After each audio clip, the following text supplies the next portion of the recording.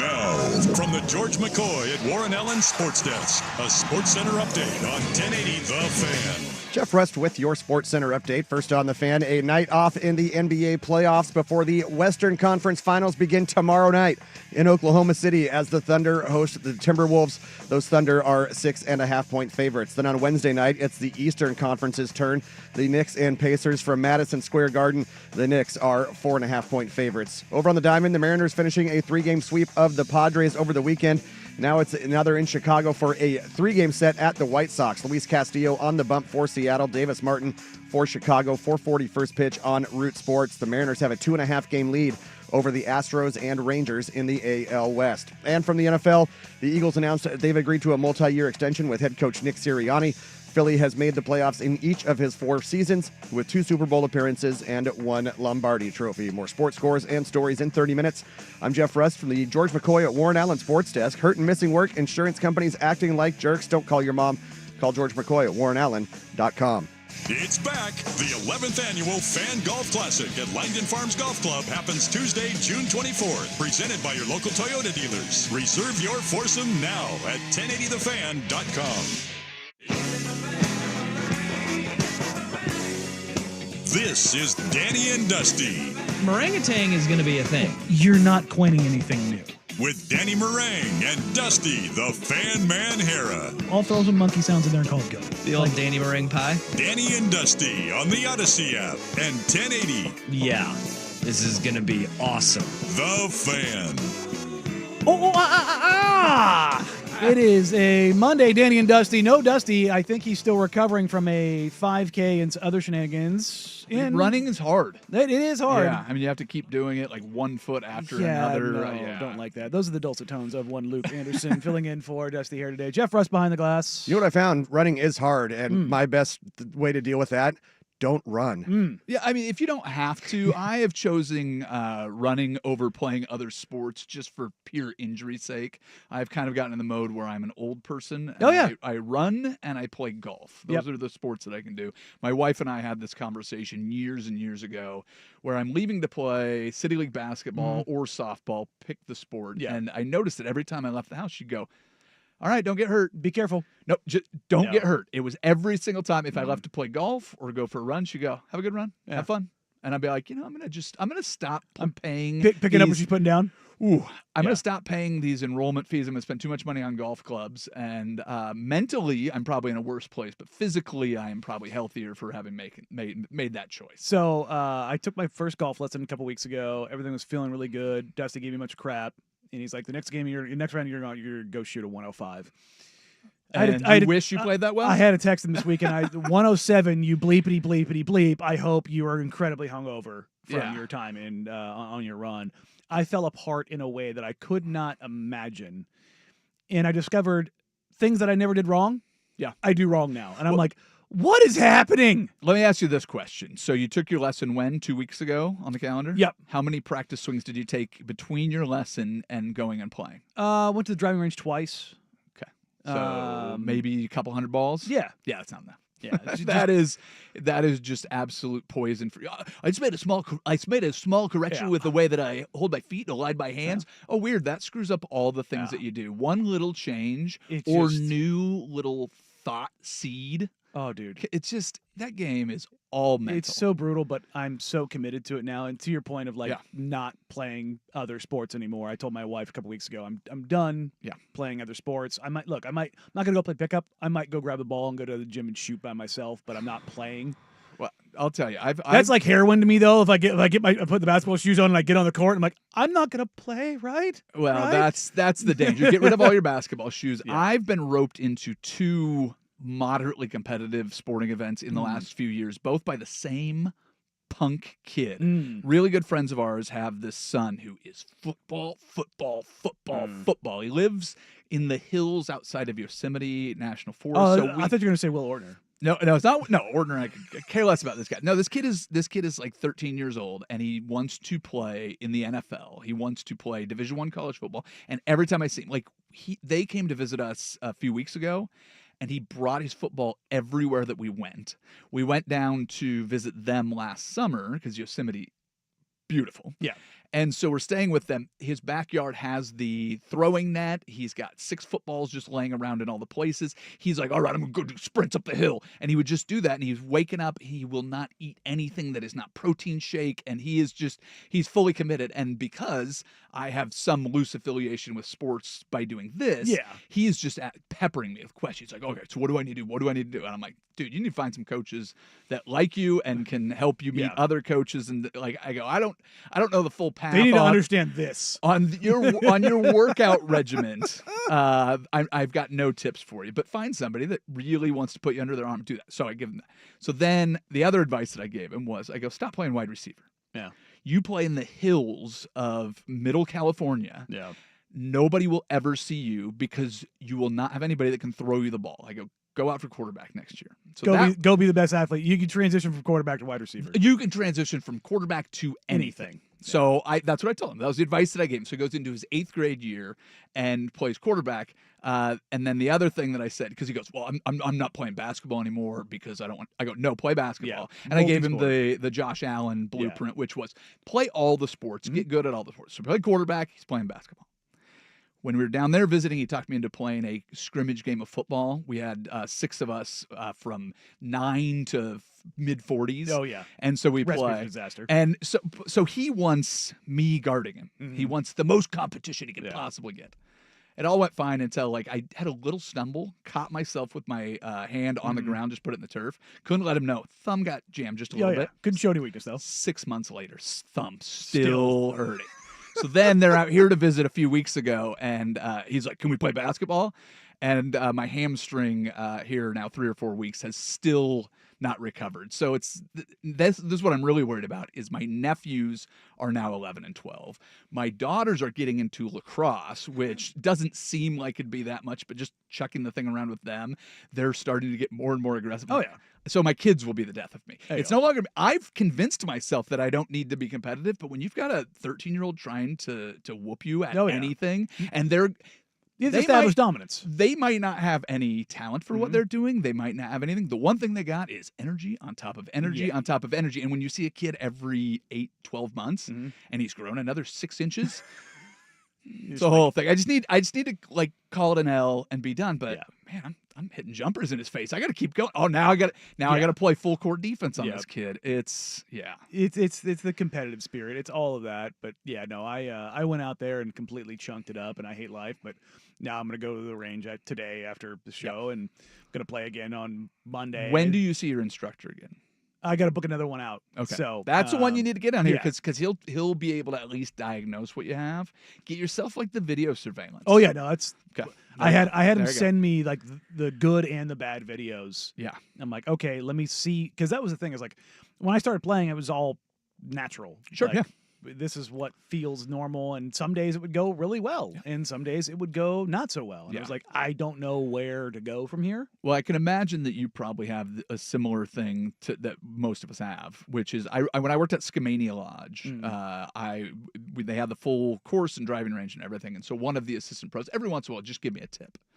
And he was always funny about it because he'd go, all right, that's going to ruin your next round of golf, and he would laugh about it or whatever. But the thing that he always said was, he goes, the problem is you're a good enough athlete that you can do most things wrong, but not see the results. And so as soon as your athleticism starts to flounder a little bit, wane is a perfect word, then you can't make up those corrections when your hands are in the wrong place, your hips are in the wrong place, your shoulders are in the wrong place. You can't just power and through you can't something. just make it up. So then you try to correct one little thing, and all of those things, the whole kinetic chain goes to can't hell. do what you do. Oh. And then you golf, watch, baby. And it gets worse because you watch Scotty Scheffler, and his foot's not supposed to move like that in the back of his swing, and he's not supposed to do. You watch Jim Furyk in his prime and just whip the club around. But Bryson DeChambeau's got this weird swing, but his clubs are all a different thing, and he can hit it 350 yards, but miss the fairway by 100 yards and still recover. And you go out there, and now you're turning one bad shot into 8 bad shots. And that was my day. If you saw somebody who looked a lot like me, who was very angry on the front 9 at J.L.M. Glen this weekend, that was indeed me. Well, this is my. This is where I'm trying to get to. I'm not there, but golf is supposed to be fun. It is. So no matter how bad you play, no matter how good you play, if you just have to you're not going to be great at golf. No. I'm sorry. No. At this point in your life, I don't think that you might get better. Yeah. But I played around, and I was actually playing well. We're shooting for 80s. That's what we're going for. Start with staying in the 90s. Yeah. But we played at Bandon, and I started the round. We played trails, and it was really nice. We were down there this January, and the first 5 holes, I was on the green in regulation. But the nice thing about playing at Bandon is the greens are enormous. Yeah, no, you're so there's a hitting lot of the room. greens. Yeah. But when you 3-putt from 60 feet, you can't let that get angry. So No. I let my putting on those ruin the entire round. Oh yeah. And so after that, I told myself, I was like, no matter what happens, listen, I practice putting the least of anything that I do. So whatever I do, I'm not going to let them ruin the round. So we had one more round last day at Sheep Ranch, and I 3 or 4 putt the first 2 holes. You're just like, oh my and I God. just went, but no, I just went, you know what? Dude, look at this. I'm on the Oregon coast. We had really nice weather. You didn't get the wind? I'm with no, and the funny thing is, like the winter wind is less consistent than the summer wind, and it goes the opposite direction. So the course, as So it opposed to plays being in your hampered by face, it, it yeah. actually helps you. So perfect day, and I was like, I'm just not going to let this ruin. And I didn't play well, but by the end, in our foursome on 18, I had a chance to win, and damn near got a hybrid to the green to give myself a birdie putt, and it just hit the edge and got buried in as deep a bunker as you could find. That's all right. But you know what? Like, I didn't let that bother me either. No. But that's where I'm trying to get to. It's just, listen, if I can't be good, Understanding what it is. I might as well go out and have fun. So next time you get there, try to have fun, and your 107 automatically will turn into a 106, Danny, and you'll appreciate it. So just by changing your mentality, I can save you at least 1 stroke around. Yeah, so you're welcome. there you go. That's about all I can give And you. and the great thing about golf is they always talk about the one shot that brings you back. Parred the final 3 holes. Oh, yep. There you go. And I'm like, where was that to start the day? You know what I mean? It was just like, it's in there somewhere. it's like, come on, man. But good luck finding it. But I was. Do you ever hop in as a solo? Yeah. Oh, yeah. I've done it a few times. I don't do it a ton. It's like one of the things about living in Newburgh. It's like it's me and Yep. obviously Joe Fisher who works here. We live within a couple blocks of each other, but I don't have a lot of friends out in Newburgh who golf, and so it's like, well, I either have to drive all the way out here and go play with everybody, or I do some solos out there. I got paired up with a guy who was a 2 handicap. Yeah. And playing with him, it's not frustrating. Yeah. But it's like, all right, dude. Well, and you always want to play better when you're playing with somebody that's Who's just that good? striping Just an it. absolute stick. Yeah. And you're just like, and it got to the point where a couple times I'm like, I'm just going to keep this moving, man. Like, I'm not even going to bother trying to take the shot. I'm just going to take a drop. We're just going to. If you can't play well, let's play fast. Yep, that's exactly what I did. And that's kind of how it got. And we'll get in the PGA Championship that was not competitive really on Sunday because of everything that was taken care of on Saturday. I'll tell you, Saturday, just watching most of the round and going, oh, Sunday's going to be great. And Scotty goes, Nah, we're not going to have that. What we can talk about is Scotty Scheffler the next guy who's going to be up there for a Grand Slam? We got to. You get half of it. I like how you said that, because the news cycle today is the same thing we always do. Is he the next Tiger? No. But Okay. can he get a So I grand? But appreciate can he you. get a Grand Slam? Yep. And I think this weekend is kind of pretty telling in the sports world, because not only do you have Scotty Scheffler now getting half of the Grand Slam, we have the Final Four set, the conference finalists across the NBA. Yes, please. And you had a Game 7 that looked like it was going to live up to the hype, and then boy did it fall off. And we get to evaluate one more team and what they're going to do this offseason. That's where we're going to start here. The Oklahoma City Thunder pick up their scars after a bad first quarter against a limping Nuggets team, but they will move on to take on the Minnesota Timberwolves in the Western Conference Finals. We'll revisit that game, what it means to the Nuggets, and then we'll dive into the NBA at large. Come up here next on Danny and Dusty, Today the Fan.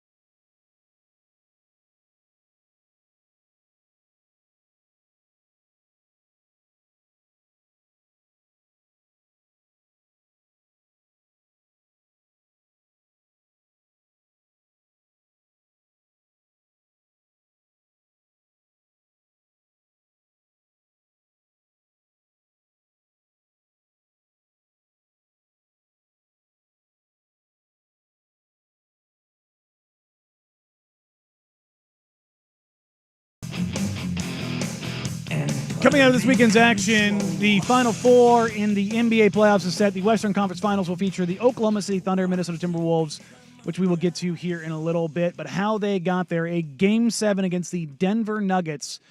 And it did not, I don't think, go the way everybody expected it. We got news the day before the game that Aaron Gordon had suffered a grade 2 hamstring strain from Shamstrania, and I saw that and I went, "You have got to be kidding me!" Like that's unreal that they picked up that injury at that point. Out several weeks was the report the morning of the game. Yeah. And so, because I was flying back from San Diego, and I just do a quick scroll and look at all the things before you hop on the plane. Yeah. And I go, man, Aaron Gordon out for the game is a big deal because, I'm sure we'll get into it, but the depth that the Denver Nuggets have is their biggest weakness. And Aaron Gordon does not get enough credit for how clutch he has been on both ends of the floor. 2 game winners in this playoffs alone, and a shot that forced overtime that they ended up winning. And we don't talk about it enough about how good he is and on both ends, because especially on the defensive end, rebounding, everything. How important he is to the Nuggets, but specifically. Part of that is because of his athleticism. Yeah. And so for him to finish the game hobbling was one thing, and then for him to go out with that, and there was a play, third quarter, and I think Lou Dort was on him, and he just pulls out the chair, and he falls down, and the ball just bounces back to the other way. That's about the time I checked out of the game. Realizing that there's no better option than 75% of Aaron Gordon or 65% of Aaron Gordon, and dwindling as the game goes on. Still pretty good, and that was the thing is like he was, but I don't know that he was pretty good. He wasn't bad. No. He wasn't. He just couldn't do so many of the hustle plays that, again, don't really show up. Yeah, statistically fine, but just the way that he impacts the game. And the funny thing about this roster, it's not all that different from the team that won the championships. The only thing that's really missing is that depth, that Bruce Brown and KCP. Yeah. Well, of course, and in that moment where you can really see the health. But you have a full Aaron Gordon, they win that game. They do what you saw Minnesota do last year, which is run out of gas in the Western Conference Finals. It's just a matter of when they were going to do it, and that injury ends up being dramatic. But in my head, I'm just going, you got to have a better option than what we're seing here. And that's part of the problem. And Russell Westbrook taking corner threes is always me going, that's your best shot. Yeah, that's a win for you. Yeah. But I mean, for Aaron Gordon to play in this game is insane. Oh, he's a tough dude. There's no question. Look, I mean, I got a lot of friends that cover the Nuggets. I got a lot of friends in the media and that work for the Nuggets over the years, and guys were telling Gordon not to play. Oh, yeah. Jokic publicly said, "I told him not to play." Yeah. Like, it's a grade 2 hamstring. If that thing tears, he's out at least 6 months, probably 8 months. Yep. And you don't know what he kind of is as he gets a little bit older, and after a devastating injury like that. For him to go out there and play was incredible in and of itself. For the Nuggets to start the game the way they did, a 21-10 lead, and you could just feel like it was Jared Allen. The lights were a little bit brighter than I expected. The Thunder looked scared, and then the Thunder found their groove. And but they also were. I mean, watching the way that they found their groove was just fast breaks and off of turnovers. 37-7 points off turnovers. Yeah. The Nuggets, I mean, they're beat up. Like, it's not just Aaron Gordon playing. If you didn't see the game, Aaron Gordon had a leg sleeve on that was like the thickest sleeve I've ever seen in my life. It was like toe to ribs. Yeah, it looked like he was just taped up on the entire left side of his body. He was dragging that thing behind him, and yet he was leading them in rebounding. He finished the night. His box score, 8 points, 11 rebounds in 25 minutes, 2 of 4 turnovers. The turnovers, he was not the only one. I mean, Christian Brown had 2, Murray had 2, Jokic had 5, Russell Westbrook had 4. I mean, they were just piling them up, and the Thunder were turning them into immediate points. But what was really interesting in the game is Gordon is limited. Obviously, Michael Porter Jr. is playing with one arm. Nobody else really showed up for the Nuggets, and that's, again, plays into the depth part of this. But the Thunder, and putting Alex Caruso on Jokic, and this is something we can talk about a little bit later, and how you're allowed to physically beat the living hell out of bigs in the NBA. It's why I'm always like, let strong guys be strong. Yeah. And people get mad, Giannis just runs over people. I'm like, yeah. Do you know what that takes? Like, if it's such an easy thing to do, why isn't every big guy in the NBA just running over people? It's like, well, no, because he takes a physical punishment all game long, and yet he's still doing it night in, night out, over and over. Same thing with Jokic. You look at his arms at the end of the night. Just the scratches Bro, and the red blotches. Oh, yeah, you're not wrong. You look. I mean, he's a blotchy dude anyways. Yeah, but I mean, I get in that locker room for the Blazers during the season. You look at DA and you look at Donovan. You look at the guys that drive. They're just cut up, beat up. Yep. Their feet are mangled. Their legs are beat up. And you're just like, yeah, but I mean, Caruso was so physical. And because they could sag in so much and overhelp and be creative with what they were doing defensively, they were able to disrupt them and get out and transition and pummel them. The question now is, have you seen enough from the Thunder to believe that they've earned their scars? I mean, it's hard to say. You didn't get anything out of the Grizzlies series, right? There was really nothing to take from that, especially when Ja goes out. I mean, they had the lead in Game 3, but that dissolves very here quickly. With 7 games, but were you tested to the point of like, yes, you were technically pushed to the brink because you go to Game 7. Sure. But you were facing, over the last couple games, kind of a shell of the Nuggets. In reality, when the Nuggets had that 8-point lead going into the fourth quarter of Game 5, this series should have been over. What it really felt like to me, though, as well, and when Caruso is on Jokic, first of all, he's picking him up at the three-point line, and Jokic is allowing him to do that. So there's a couple times where he just drop step and would go to the basket, and then there's all that help, and he's still in heavy traffic. But what he never did was post up on the block. Yeah, it's difficult to do. Because they're going to front him and then overload because exactly Russ right. is in the weak side or strong side. But the other thing too is they didn't have a set that they could call that would allow them to get it. So they literally have 4 out and 1 in because so much of the season Jokic is playing with the ball in his hand on the perimeter, and the way that they move the ball around, you have 4 guys in their spots on the three-point line. When he drops down, there's no angle for any of those passes. There's a couple times that they got it in there, but there's no game plan for it. They were willing to live with anybody else beating them. Well, absolutely. But as that lead grew, then they had to start just launching threes, and they weren't going to win by getting 2 points at a time. So then they have to abandon that. But didn't it feel very much at some point during maybe midway through the second or the third period, there was no head coach there? And I don't know if Adelman is, the guy moving forward, but this is a team that fired their head coach. I'm pretty certain they're going to keep him long term. It didn't feel, and again, maybe not even his fault because he hasn't had a runway for it, but there was no plan B. It was Jokic wins us this game, and then that started to fail, and then they're like, well, we better make some shots. They didn't make those, and they're like, cool, see ya, thanks. Yeah, I mean, that second quarter, the Thunder kind of figured it out towards the end of the first quarter. In the second quarter, they go 39-20. And that was pretty much it at that point in time. And a big part of that is you've got Aaron Gordon, who's a shell of himself. You've got Michael Porter Jr. playing with one arm. You can't rely on Russell Westbrook. You can't put that much burden on Christian Brown. Jamal Murray he wasn't playoff Murray in the sense of 50-point guy. And that was the thing. You needed to have Jamal and Jokic in some combination of the 3 other guys. Yeah. Really bringing something, and I think it was just too big of an ask when you're talking about how shorthanded they are physically. How many open threes did they miss? I mean, they shot 10 of 45, didn't they? Well, yeah, but I wonder how many of those were open because they were getting those shots. There was nowhere for Jamal Murray to drive. There was nowhere for Jokic to set up inside, and they just didn't. They didn't have an answer for it. So I don't know what. I mean, sometimes you'll Murray and Brown are with 3 of 17 from 3. Yeah, I mean, you hit some threes, and then you stop. Maybe you're able to get some of that, and you stop them from getting out in transition, and maybe the game's a little bit tighter. But I mean, you really have to give it like OKC. They saw a wounded animal and said, okay, here's what we have, and here's how we're going to take care of things.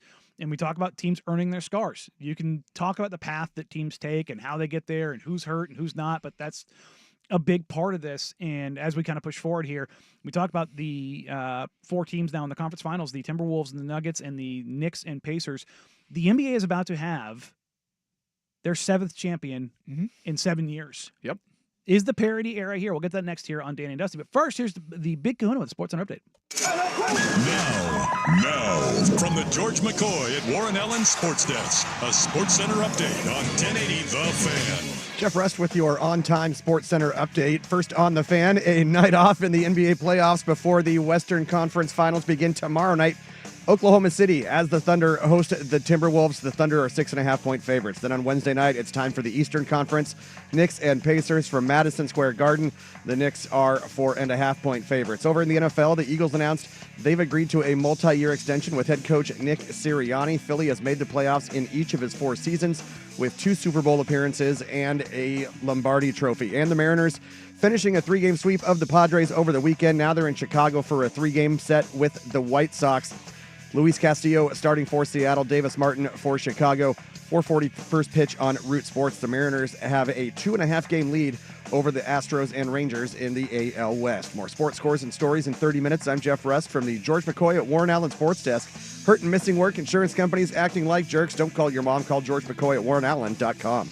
More, please. Golf in the Northwest with Jason Swigard is back. Saturdays at 8 a.m. before the Sinner and the Saint on Portland's sports leader, 1080 The Fan. It's Jeff Jr. from Trade.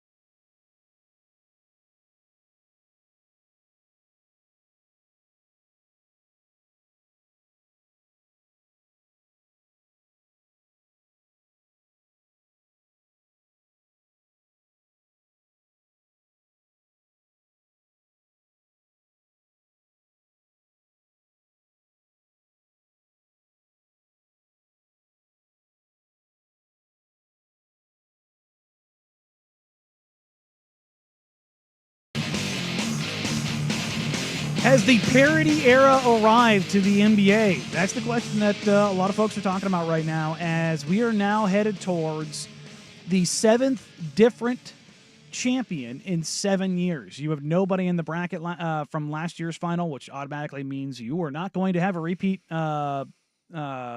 champion title winner with the Celtics.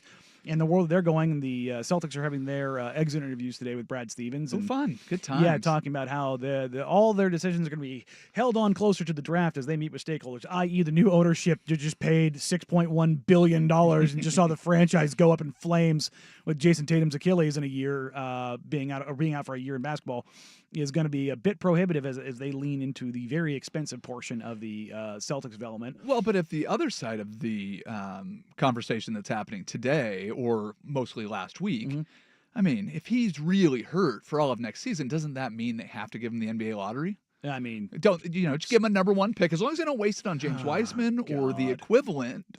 Isn't that Cam Boozer, AJ DeBonza, Darren Peterson, one of those guys ending up in Boston would just be a personal hell. That's the last thing I want to see happen. I'm sorry, I thought that would bring joy to you. God, now you seem disappointed. I want no part of that. But it is very interesting.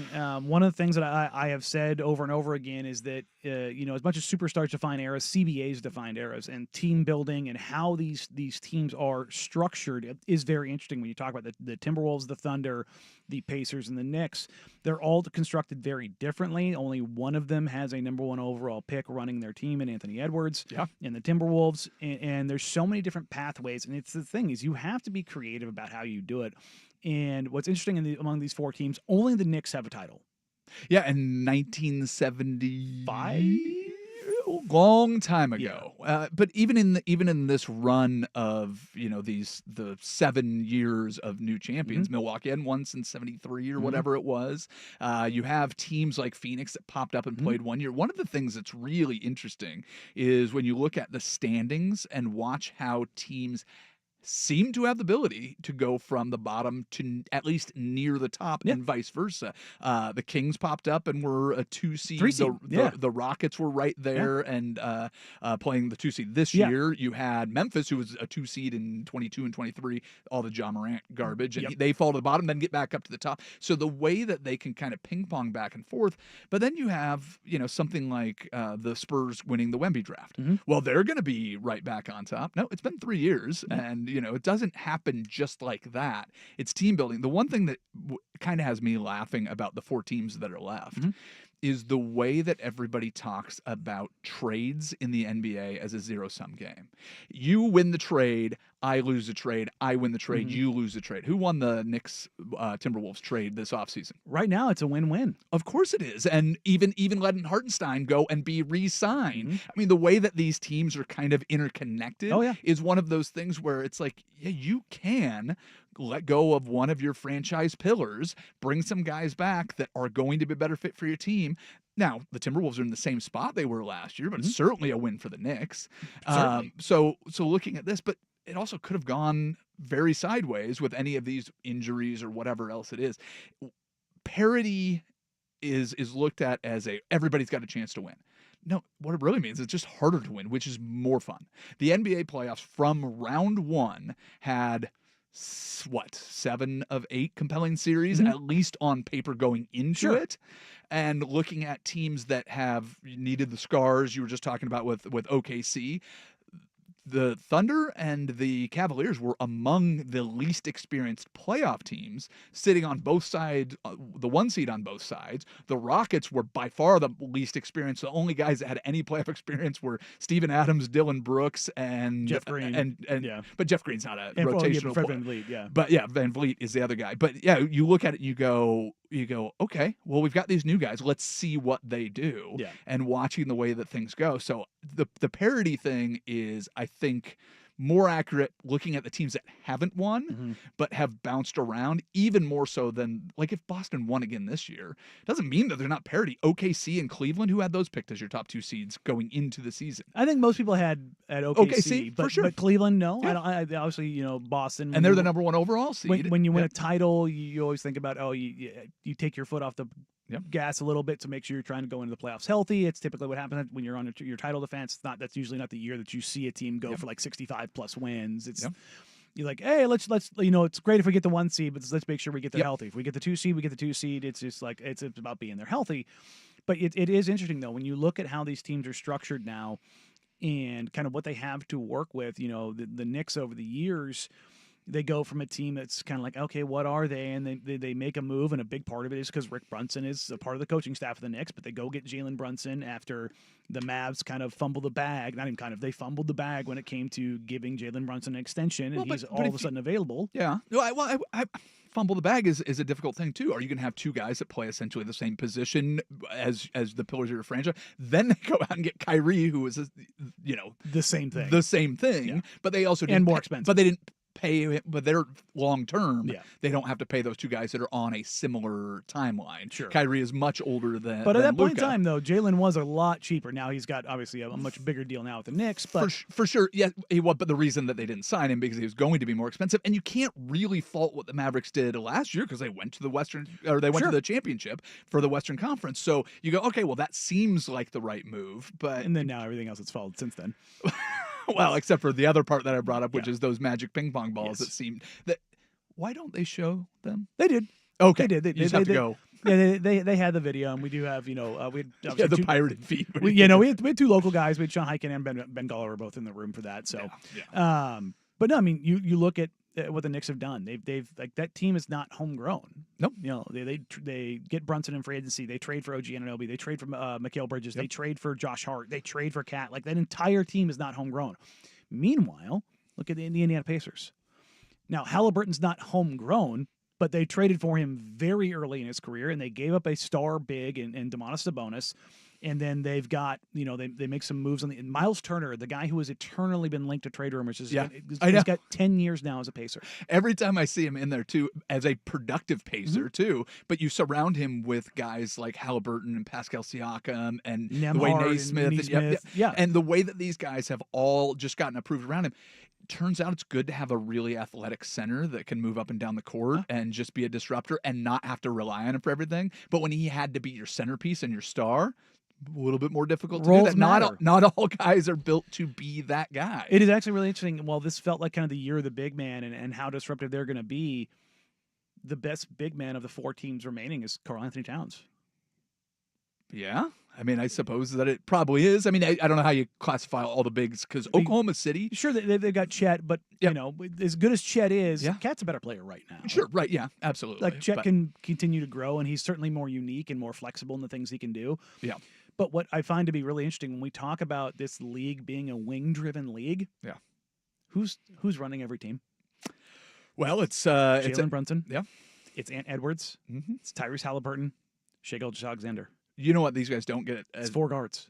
And it's for the other one, even if you put Jokic in there, it's guys that pass the ball incredibly well. Yep. It's not somebody that plays iso ball. And that's the fun thing about the wing and the Kobe Bryant and the Michael Jordan model where it's like a guy that can just take over the game and you put the ball in his hand. The passing, like Tyrese Halliburton's vision is absolutely to me, insane. He's the best passer in the league right now. And Jalen Brunson can absolutely score, but man, when he drives to the basket, he collapses an entire defense. Better have your head on a swivel because that ball is being dropped off somewhere. Jokic is passing even as a big man, but you're right. I mean, it is guys that can get the ball into everybody else's hands with the opportunity to score the ball, make life easier for the other guys on your team, and you'll have team victories. What? Look, I don't like what Adam Silver has done with a lot of things as it pertains to the NBA. The CBA is very prohibitive in a lot of senses, and the waxing and waning of physicality of the NBA. Well, I'll tell you, man, it's a whole different game watching the playoffs compared to watching the regular season. And I hope it stays there. Well, why not bring that to the regular season? Well, no, this is the discussion we had last year too when they had it up, and it was like, where did this go? And they started the season, then they rolled it back. It's like, all right, let's just allow things to be physical. It makes the game better. We all know that now. But it's going to be very interesting, and we'll start talking about these games as we get underway tomorrow. Weirdly enough, the Western Conference Finals are going to start before the Eastern Conference Finals, yet the Western Conference wrapped up yesterday. I could never figure out how they decided the start of this series. It should have been the other way around. Yeah, but now the Timberwolves have like 8 days off. Yeah, but they don't want them to have too many days off, but the Thunder don't have enough days off, and they do this every single time they start. It's all very dumb. And when they're starting second-round series before others have even culminated, You got game 1 going when game 6 is going, another one. Well, you have to have games on the weekend in prime time so people can watch them. Sure. Okay. It's all very dumb. Yeah. Well, speaking of primetime games, we do have some mild breaking news in the world of college football. Could we be looking at the death of one of the biggest rivalries in the history of the sport? We'll get to that next here on Danny and Dusty, Today the Fan.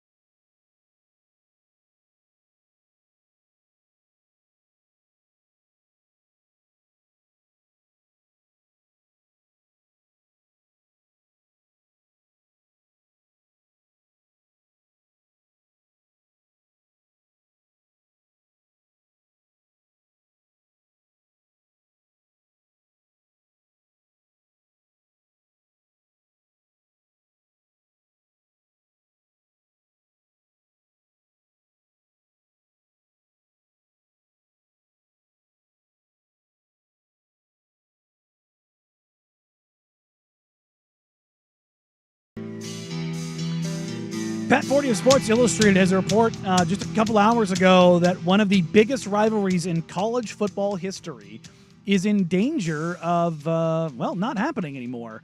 He's reporting that USC and Notre Dame, while they are scheduled to play this year, October 18th, my birthday, happy birthday me, please win this year, but a rivalry that they have played 95 times since 1924. There is no contract currently on the table that is agreed to by either USC or Notre Dame. USC is offering a one-year deal because they're playing in North Bend this year to come back to USC for 2026.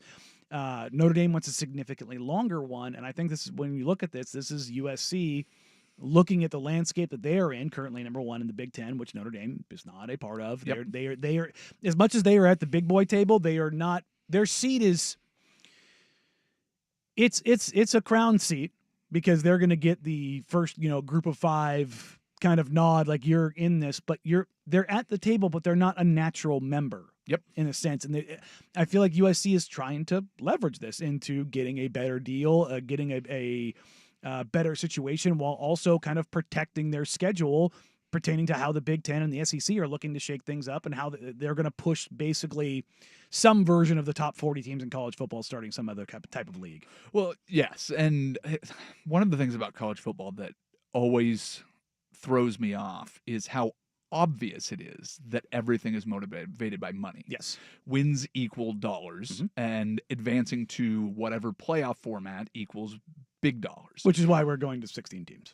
Oh, it can go to 30 teams, and it wouldn't surprise me. I don't think it will, because they want to keep it limited enough. If it doesn't grow, it's also about money. If it does grow, it's definitely about money. But the reason they wanted to keep it at 4 as long as they did was because it became exclusive. This is kind of one of those, I just talked about how the trades in the NBA are not zero sum. This is very much we want to win and we want you not to win. We want to make sure that the SEC and the Big Ten have power. And the reason that they were able to escalate the timeline for the 12-team playoff is because the Big Ten and the SEC had basically shoved everybody else out.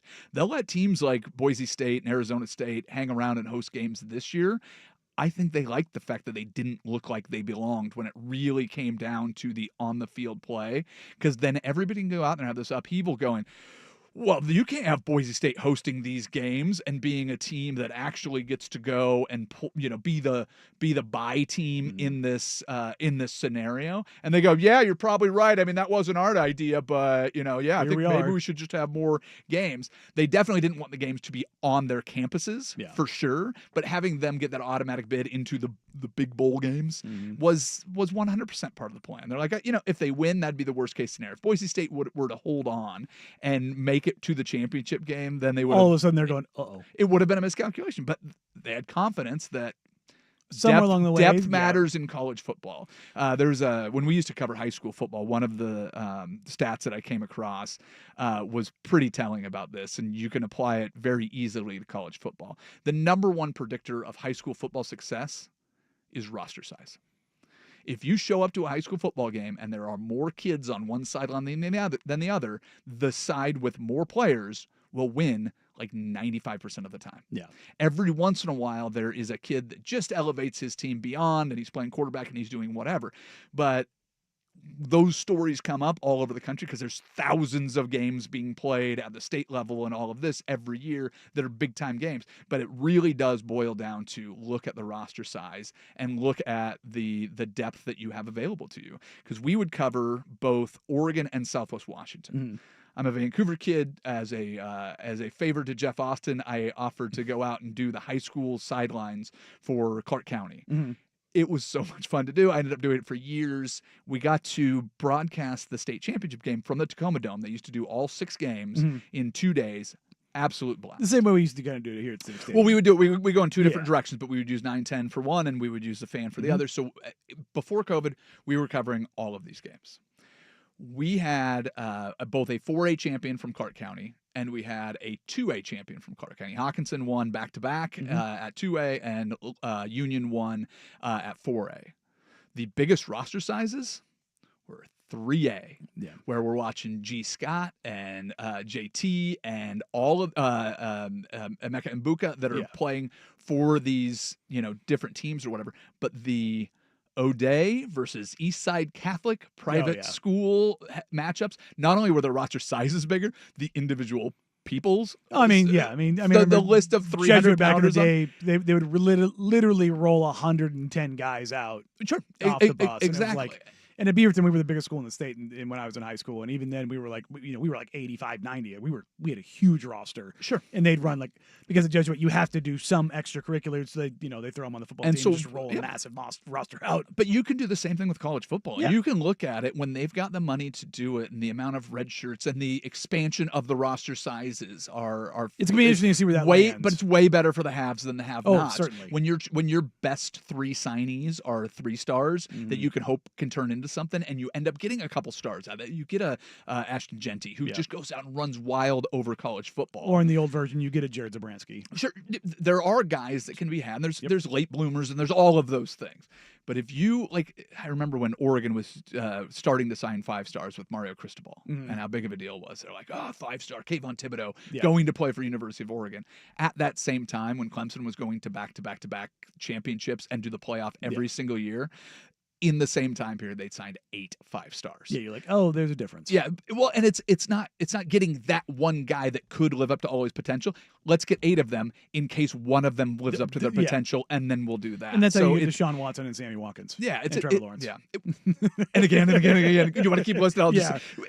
That's how you know what it is. That's how you get to it, where you have a team sitting there in the fourth quarter, and you have a guy like Scadaboo who is just one of the most entertaining singular efforts I've ever seen in college football. And the guy is dying with cramps on the sideline, and they're trying to get him fluids and trying to get him back out there in every situation they possibly can. I'm waiting for him to go in at free safety and start kicking extra points, and you just go, it's great. And everybody on the Arizona State side is just sucking wind as hard as they can. And they're like, all right, they're going to put in some 5-star backups that haven't really played all year, and the halves, pick your team and pick the year, are sitting in that are looking fresh. Cincinnati, Alabama. Yeah. Dude, they just sat on little brother's head and tapped his forehead until he said uncle. Yeah. But when you have waves of guys that you can put in there, I mean, it's unfair, and those teams like it that way because their campuses look better. Their student enrollment outside of their athletic programs make them a ton of money, and all of these things that build into it. Let's just win football games, and everything else will take care of itself. And then, in turn, what does your administration do? Everything they can to make sure you win football games. Exactly. It's one cycle. As it pertains to USC Notre Dame here, obviously I'm very biased in this, and as much as I hate Notre Dame, and apparently I said North Bend earlier because I'm an idiot, South Bend. I didn't. Shout out the text line. When you talk for a living, sometimes you just say things wrong. Yes, the text line's like, well, they're, that's cool. they're not near Coos Bay. They moved the entire Oregon coast to Indiana. Good job. But no, I as much as I hate Notre Dame, I want to see that rivalry continue. Notre Dame did just sign a 12-year deal with Clemson because they are a non-football member of the ACC, but they do play 5 ACC games, of which Clemson will account for at least one. So they'll play 4 different opponents from the ACC cycling through. They need to find a way to keep this going. Well, it's the same with Oregon and Oregon State. Like I don't care. Like those rivalries need to be protected at that but level. if you're USC, what advantage do you get to play Notre Dame in the non-conference every time? I know you want to see it keep going. Yeah, because it is because for Notre Dame it means more. That's why Notre Dame wants to keep this going, because their schedule sucks. Like full stop. Their schedule sucks every single year. It's always just littered with cupcakes, and they have USC, usually middle of the year. And then they'll maybe play one other top 25 team that will somehow make their resume look a little bit better. Notre Dame plays hockey in the Big Ten, so they have a relationship there too. If they wanted to join the Big Ten, I'm sure they'd be welcomed with open arms. But the reason they don't want to do that, because they want to protect themselves. They don't want to play a championship game. They don't want to do that. Last year's a perfect example. They lose to Northern Illinois. And you're like, what? And if they can make it through the rest of their schedule, which, no offense to USC, is fairly soft, they can still roll through and get into the tournament. So they feel like they have a bid, but this is all just jockeying. Look, they were in a national title game last year because of it, because of course, they aren't having to play, 8 games a season where you're like, that's a tough game. How did the SEC build their dynasties? Playing cupcakes around the outside. No, that's the best part, is they played cupcakes right in the middle. Yeah. Pre-rivalry game. And we would sit here in the Pac-10 country and Pac-12 country and just be like, that's not fair. We're playing 9 games. Whose fault is that? Well, yeah. I mean, before their rivalry game, they're playing who? you could schedule Portland State before you play your rivalry game going That's why into they have it. Chattanooga every year. Well, and you look up and down the schedule, and we all kind of laugh. But what the SEC does is they play an early game that matters outside of the conference. That if they win, they can put it on cruise control. But they'd much rather lose in August or September than they would in November before they get into those final few games of the season. And they built them in. And if you're USC, and you can eliminate a opponent that is at least on caliber with any Big Ten opponent in Notre Dame, it's probably a win-win. And I know you've been a USC fan your whole life. Yep. They don't care about you. And Do you think I'm wrong? no. I mean, that's what really yeah, stinks. no, and it's again, this is not just a rivalry. It's when you think of college football, it's Michigan, It's a Ohio top 10. State, USC, Notre Dame. That's the Alabama, Auburn. Like those are the traditional, longest running, most impactful rivalries in college football. I mean, you look at how many times Notre Dame USC was a game was an indicator for a national title. Like that's, and yes, I know we're going back further, but like that's the point, is that this is a rivalry that's it's been going on for over 100 years, and for that to fall to the wayside for money, like that bothers me. I don't disagree. I don't disagree with you, and I'm not trying to take the side that they should do it. I'm just looking at it from the perspective of your from the cash business engine. Yeah. Well, and now with NIL and with this expanded playoff, I mean, the fact that the network actually runs the playoff. Mm-hmm. The playoff is owned by the TV network for football. It's owned by basketball. It's a monetary engine. But at least the NCAA runs the tournament in basketball, and they make all the money from CBS and True TV. Well, and both those tournaments, both the college football playoff and the NCAA tournament, they're going to be very, very different in the next decade. And the NCAA will probably not have any hand in either of those things going forward, which is unfortunate in some sense, but it also makes the game better in another. So, do you think if they go to that top 40 league, it ends up being a net positive for college football as a fan, or a net negative? I think it's a net positive. Yeah, I kind of do too. I mean, and now we're on the side of big cash and all of that. It undercuts the lesser programs, and I don't want to see that. And that's why I've been a big advocate for the promotion relegation, so you keep the churn and you keep that next group interested and have. It's not just stick. There's carrot too. Can somebody drag out that old crystal football? The college football playoff trophy is the BCS terrible. title. Yeah. Well, that was the national championship trophy. That was the AP national championship trophy. That's got to be somewhere. But if you played at Boise State and you got to play for that, and you got to play against entertaining television, because the idea that everybody goes, well, if you have a top 40, everything else is going to disappear. Pretty sure people like watching football. I'm that what do they call it? Sports betting likes college football a fair amount, and you're telling me they can't put some money on Memphis against Nevada in the only one they don't want October? is the UFL. Otherwise, everybody's all in. Fairness, nobody wants any of that. They just, even the uniforms. We were flipping through the channels going, what channel's the PGA Championship on? And we went through, and it was UFL. And it's like my eyes are allergic to the uniform combinations. Like I'll take... Yeah, there's some things happening there. They kind of had their own Heidi moment over the weekend too. Oh, did they? The last couple of minutes of one of their games, it got switched from ABC over to ESPN2 so they could start the NBA pregame. You know what's funny is like it's at least half a dozen times it feels like in the last 8 months I've had to explain the Heidi Bowl, and which is one of the funnier things to me in all of sports. But telling that story is immensely fun. But I'm watching the end of Pacers-Cavs game 4. Was that the one? And it was basically over. I mean, 6 minutes left. They've got like a 12-point lead, whatever it is. And I go, Heidi Bowl. I don't know. I don't get the reference. And so I had to explain to everybody in the room. And then he's giving me 9-1 odds that the Pacers won't come back and win on the thing. There you go. I did not take the bet. I go, I'm not saying that they will win, but the reason we watch games, like the one thing I'll never get is a mass exit when your team is losing. The only way they would win if it was amazing. Isn't that the reason you want to be there? Yeah, like you go to the game in case something amazing happens, and the only way it happens amazing is it has to go wrong for a while before it goes right. Yeah, Chris Vernon, who covers the Memphis Grizzlies, that does the Grind City media down there, he had a line that I truly love. He goes, "The great thing about going to NBA games is there is a chance that every single time you walk in the building, you can see something that's never happened before." And if you look around, even during the regular season, you can see the absolutely incredible on any given night Damian Lillard scored 71 points against the Houston Rockets on a night that just didn't matter. And that it was a night that will forever be burned into my head. Yeah. And that's like the whole point. Like you have to be there. It's funny, the Miami Heat with their big comeback when the finals where 90% of the building left. It's funny how you hear so many Heat fans, I was at the game. Like, no, you weren't. You all left.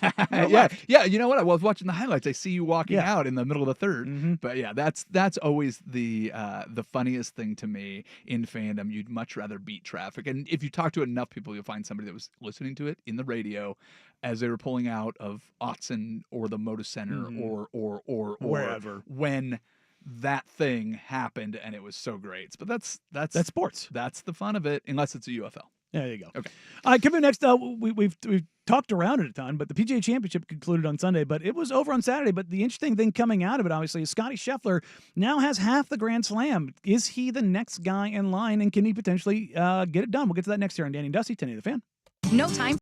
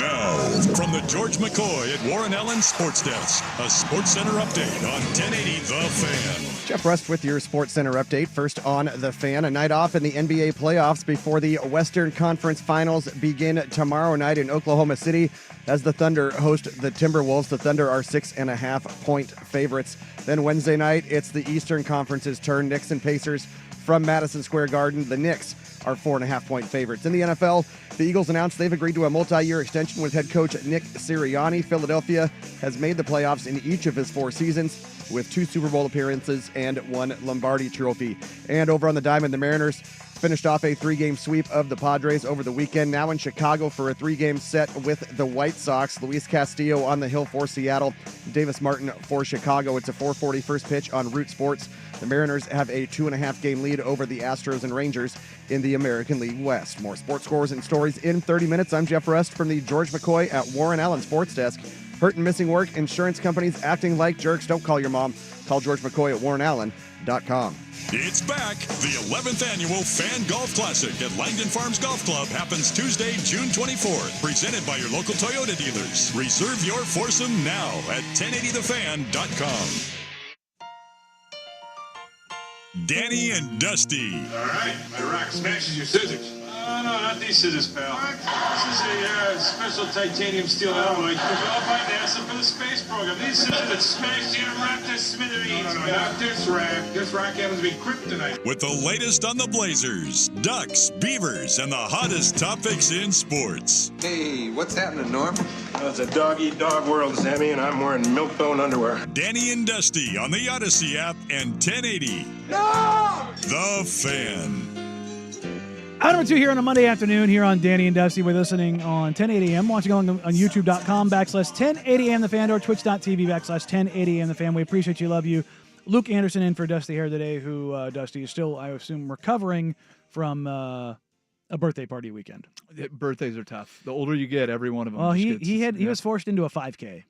Well, listen. At altitude. At some point, as an athlete, you just get a challenge that you can't back down to. And the way that he told it to me was, it's always buddies, and they are racing the 4K. So it is, or 5K. It is not just a fun run. Yeah. He was challenged, and he had to back it up. Of which I'm sure his wife smoked him. Well, she was talking a whole lot of junk here on Friday when she came through to grab him. She is a runner. She's a runner.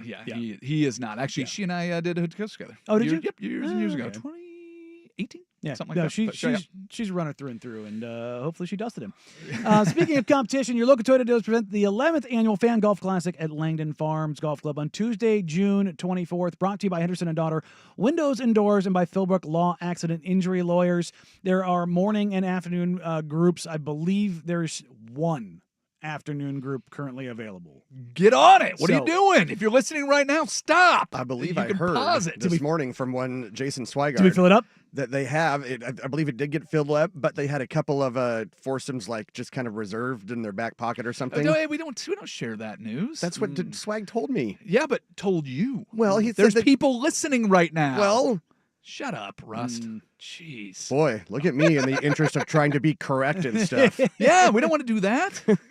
You need to create a shortage. There you go. I'm going to go back over here to editing this podcast. And I'm just going to shut my pie hole. Listen, the only reason I get angry is because you're so damn handsome. Yeah, you come in with wisdom. Basically, and, what we're saying here is get in because people are trying to get in around the rules, as it were. Yeah. So if you're I'm just kidding because it's a great time. I mean, you've done what, a couple? 3. Yeah. I missed one. The very first is the only one I didn't go to. Yeah, so, I am very excited to be out there on the Clown Hall, the 6th at Langdon, and partake in whatever beverages we may or may not be bringing around or sponsored or brought to us by. Amen. Of which I would imagine will be a very clear liquid that goes down very smoothly. But if you are there for the morning rounds, don't forget we have Victorico's breakfast burritos, which are absolutely fantastic. The best red sauce in the world. All the catering for your meals, either in the morning or afternoon flight. Matt's Barbecue will be out there in the Red Shed with the delicious barbecue. Foursomes can be purchased right now. Go to 1080thefan.com, click on the Fan Golf Classic logo, and get it done.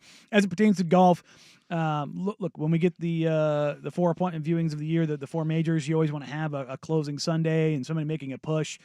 Scotty Scheffler put all of that to bed immediately in Saturday afternoon's round, and nobody could really put anything together because he is the tortoise of the tortoise and hare, where he is just not going to fall back. Slow and steady, says the Scheffler. It is and it's not, though. I mean, that 16th, the long or the short par 4, where he puts it 2 feet. That is a tortoise move, my friend. Yeah. It's really what it comes down to with Scotty Scheffler is the guy doesn't waste any effort on having a personality. He just focuses on going and playing great golf. But he the great American redemption story from prison to well that was now half the Grand Slam. The one stat, and God bless sports. They're just so wonderful, and stat geeks out there have to pull all the numbers. And now there's only 3 guys that have ever won 3 majors and 15 starts before the age of 29. Mm-hmm. Cool way to throw some random numbers together. And that guy is Scotty Scheffler. The other 2 are Tiger Woods and Jack. Mm-hmm. Now, we just went through this because Rory won his career Grand Slam, and we went through it right before that because he won. Was it a 13-year gap? From when he won the first 3 to he won the I Masters? thought it was 11, but you might be right. I remember it being an odd number. But he won his second Players, and he was in another elite crew with Tiger and Jack or whatever. And those are the gold standards. Yeah. But the stat that I was going to use before you beat me to it, but was and he started going to jail before Tiger did. Yeah. He was a lot younger. Yeah, so. he got that out of the way early. But no, I mean Scotty he's just one of those dudes that the conditions don't get to him because it was windy. Yeah, and the wind was picking up on Saturday, and the rain made the course, a lot softer earlier in the week. And listen, the course conditions are usually something that gets everybody in the group. Mm-hmm. They just didn't all of those things, and the greatest victory would have been if he won at Valhalla after coming out of jail because he had a really good Friday, Saturday. Yeah, he fell apart on one day, but but the first round out, the day that he actually went to jail and was doing his warm ups in the clink and goes out there and plays really well. I mean, he's just so damned. That's the definition of unbothered. Yeah, for sure, and so it's fun to watch, but at the same time, I missed the drama. It's always kind of a bummer when a guy runs away with it. There's some guys that can do it and still makes it compelling, but Rory doesn't have any of that runaway juice. He just has all right, I'll let you come back. Oh, I'll get it. Oh, should we go to a playoff? Yeah. Does that sound like more fun? I'm going to make this as dramatic as I possibly can. And he really didn't have any factor on the board at all because he was just no. He was absolutely absent. But for the last major, 100% that. But it feels like when Scotty wins, he does that. But really, this is only his third major. I mean, you kind of have to.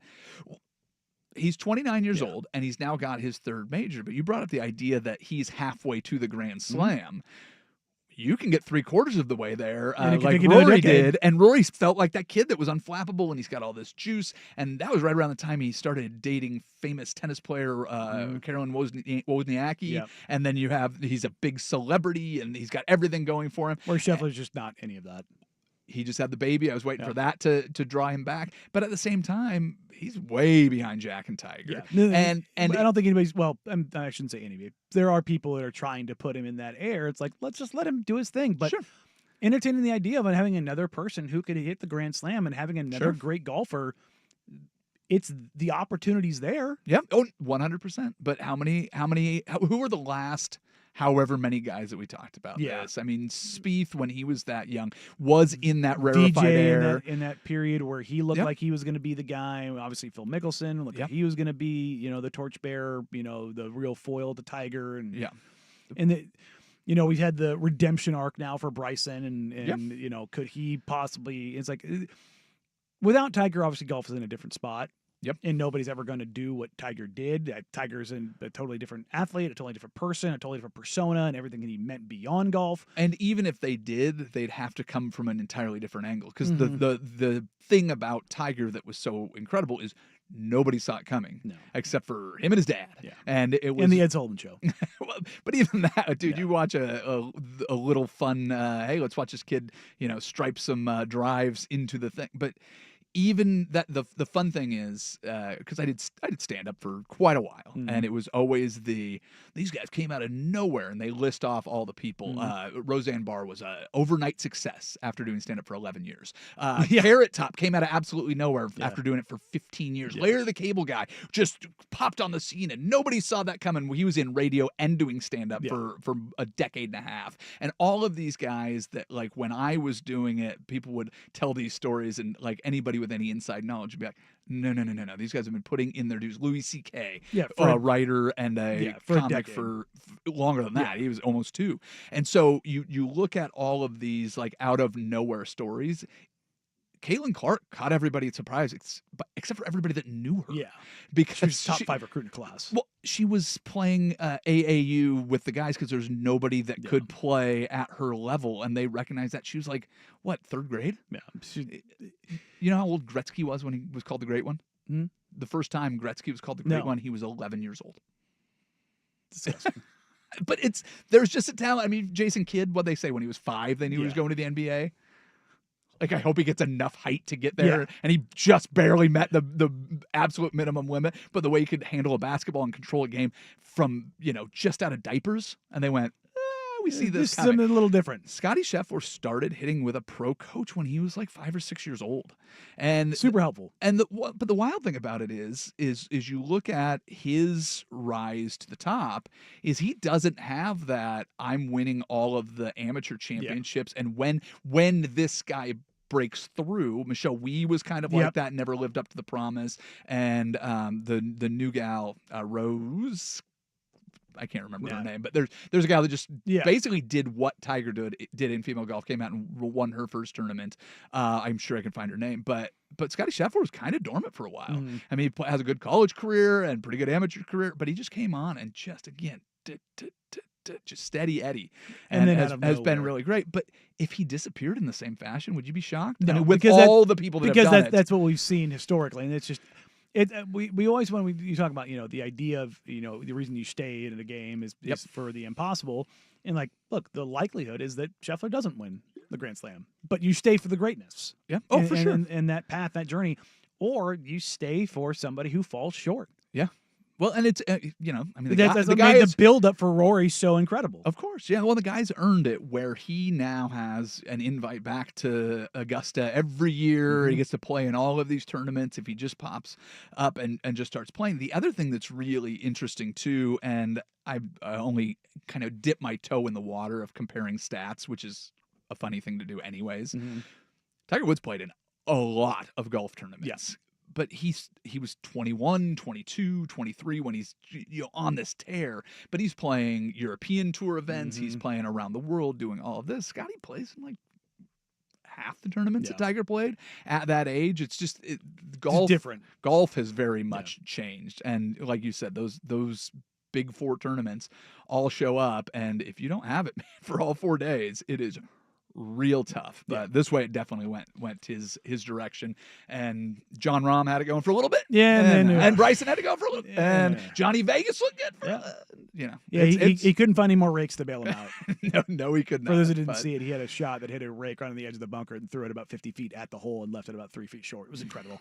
It's kind of luck that I love to have on the golf course, especially since he called it off the rake. Well, coming up next, we're going to pivot back to the NBA. We talked about the teams that have moved on. The team that has not moved on, that has been eliminated, the Denver Nuggets. Which way do they go here? Because they have a franchise cornerstone in Nikola Jokic, but they have a lot of decisions to make, including a head coach, a GM, and what their roster looks like going forward. And can one of those Denver Nuggets end up in Portland? We'll get to that next here on Danny Dusty, 1080 The Fan. It's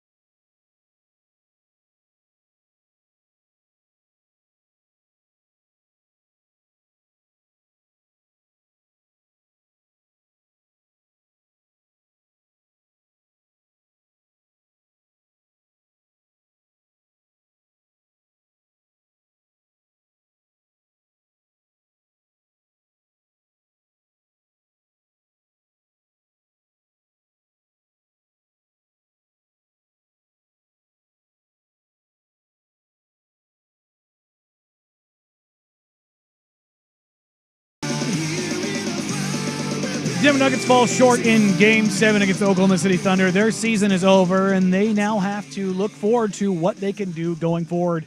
Does Michael Porter Jr. end up needing shoulder surgery? Does Aaron Gordon need some sort of surgery to repair his hamstring?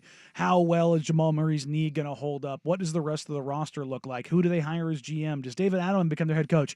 They have a lot of questions that they really It's only like 15 very pointed, very critical questions to what you do. And it's very interesting because we talked about a little bit the four teams that are in the NBA conference finals. Todd Whitehead on social media at Crumpled Jumper does work for Sport Radar. Crumpled Jumper. Yep. But he does a lot of data visualizations for Sport Radar / Synergy Sports, and he has a chart up that shows the starting lineups just kind of as jerseys. Yeah. But their jerseys are their draft pick number. Okay. And it's very interesting because you look at the Oklahoma City Thunder. Obviously, they have a number 2 overall pick in Chet Holmgren. Sure. Yep. Isaiah Hartenstein was 43rd. You've got an undrafted guy. You've got Shea at 11.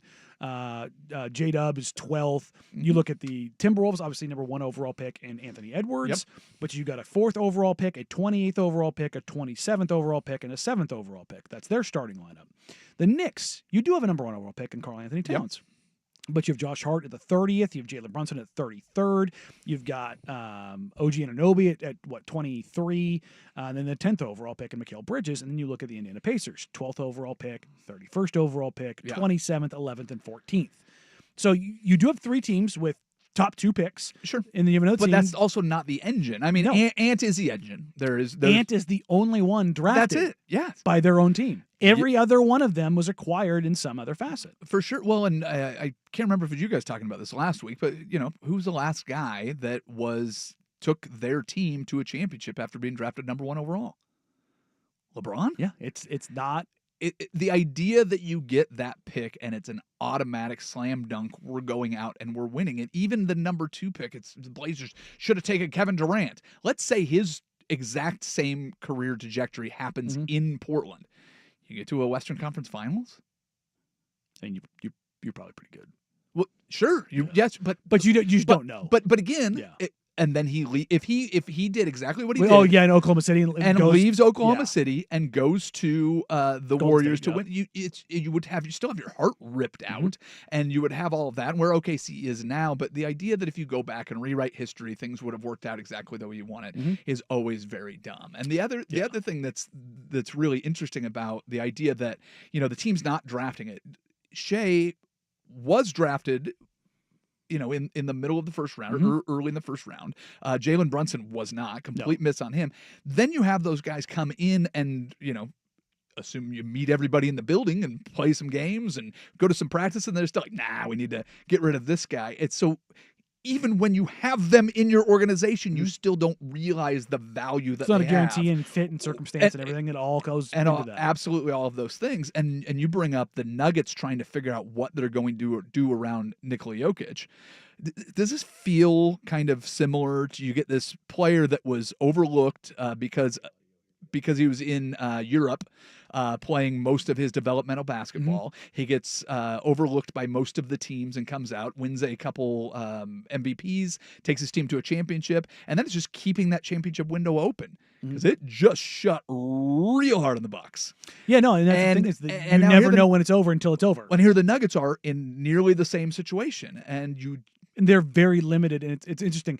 Mike Miller, former NBA player. Yeah. I can't remember who he was doing the podcast with. Just came out a couple weeks ago.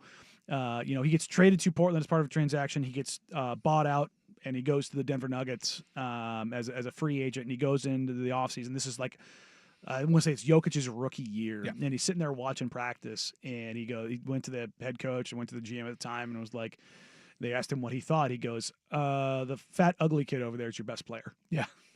Yep. Like he goes, and it's not close. He goes, it's like the way he sees the game, the way he does stuff is just like, he goes, and you can ask anybody. Like, I'm not just making this up to make you sound good, kind of a deal. It's like this guy is that guy. And it was funny because it was kind of the same thing when he came through here for Hoop Summit. He was even pudgier and in worse shape. Oh yeah. But and he was baby-faced. Oh god. So it just the work he gave, like the clip that comes out of that Hoop Summit all the time is Karl Anthony Towns, like absolutely dunking Jokic into another dimension. Sure. The other video that doesn't come out of that is Jokic absolutely whooping Cat's ass the entire time. But this was also the era where he's admitted that he was drinking 2 liters of Coke every day. I mean, he and just did not care about his body and at not all. putting in the work and trying to figure it out. And I always think it's funny when you look at DeAndre Ayton's a perfect example of this.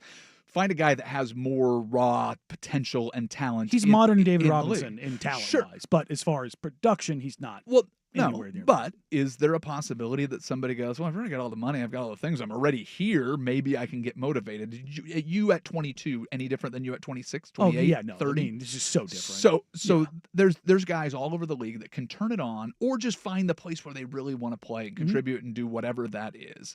But I always go back to the trade where Nurkic comes here, Mason Plumlee goes there, and they look at it, and the grades were a little bit back and forth. But I remember a lot of people saying that the Blazers won that trade. Well, they got the first round pick out of it. That was actually what was more important. And you get Nurkic was the throw-in, and but you also get a starting level center and losing Mason Plumlee. But then you have people that go, but Mason's he's an actual starter, and Nurkic is backing up this kid. Yeah, and he was look, to be clear, he's a nightmare behind the scenes. Well. Again, but in Denver, not in Portland. Well, sure, because he's losing to but nobody knew who Jokic was at the time. So as it's evaluated in this world where nobody really knows how good this kid is from Denver, and so you look at all of these trade grades, then the Blazers had the Nurk fever run, and then now they obviously won, and everybody flipped it around, and this is such a great move or whatever, but that ended with a broken leg. So it's just all the way that these pieces fit together.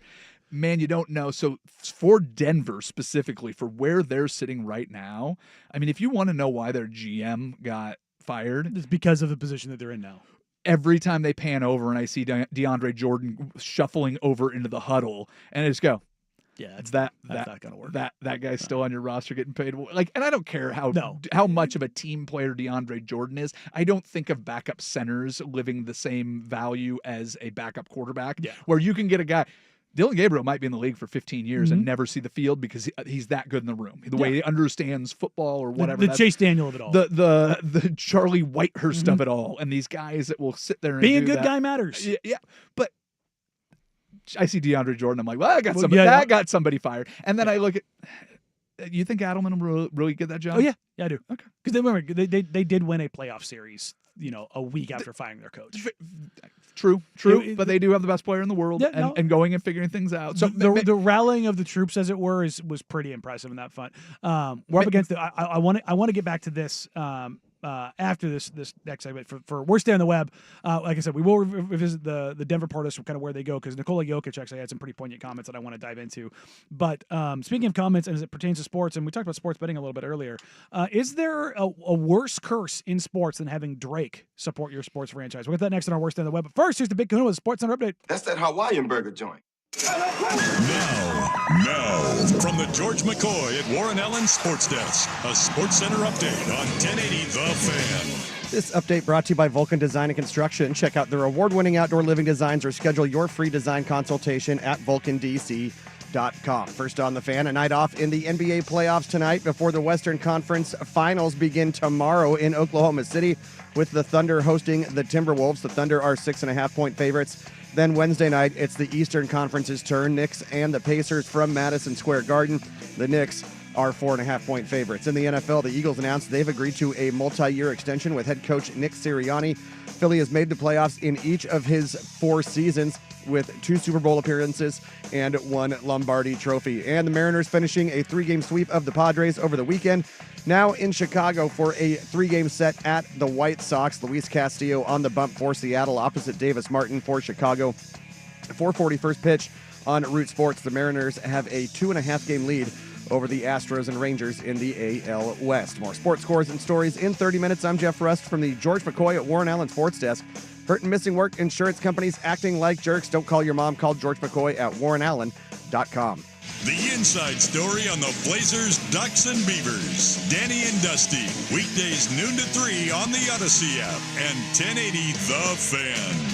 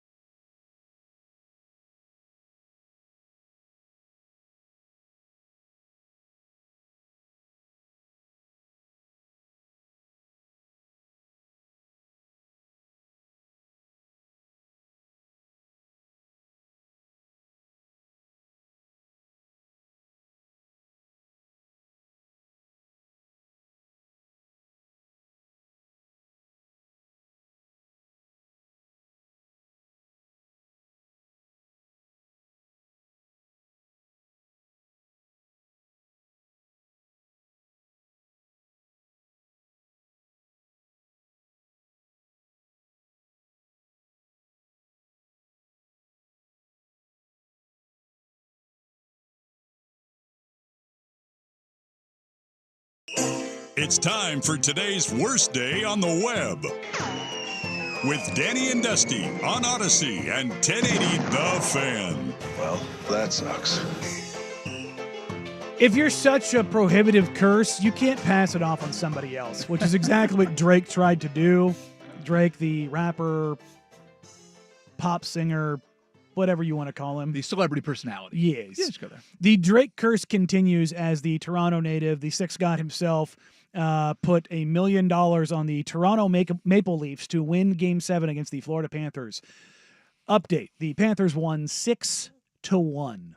It was an absolutely epic throttling that left Maple Leafs fans dejected, defeated, and deposed in a way that only Maple Leafs fans could be. I think, if I remember correctly, it's 1967 was the last time they won a title. That's well before Drake was born. Yes. So I can give him a little reprieve on that. Plus, I'm sure he put a large wager on the Kawhi Leonard-led Raptors to win something. I don't think he did. Like, if you go down the list of things that he has bet on. Publicly bet on. Because he puts his... Anytime you see the Drake, like, stake.com bet, number one, it's a lot of money. Number two, just tail it.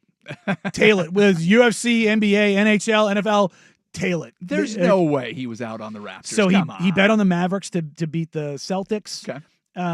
He obviously bet on the Raptors. There's a bunch of UFC fights that he's done that have all gone the other way.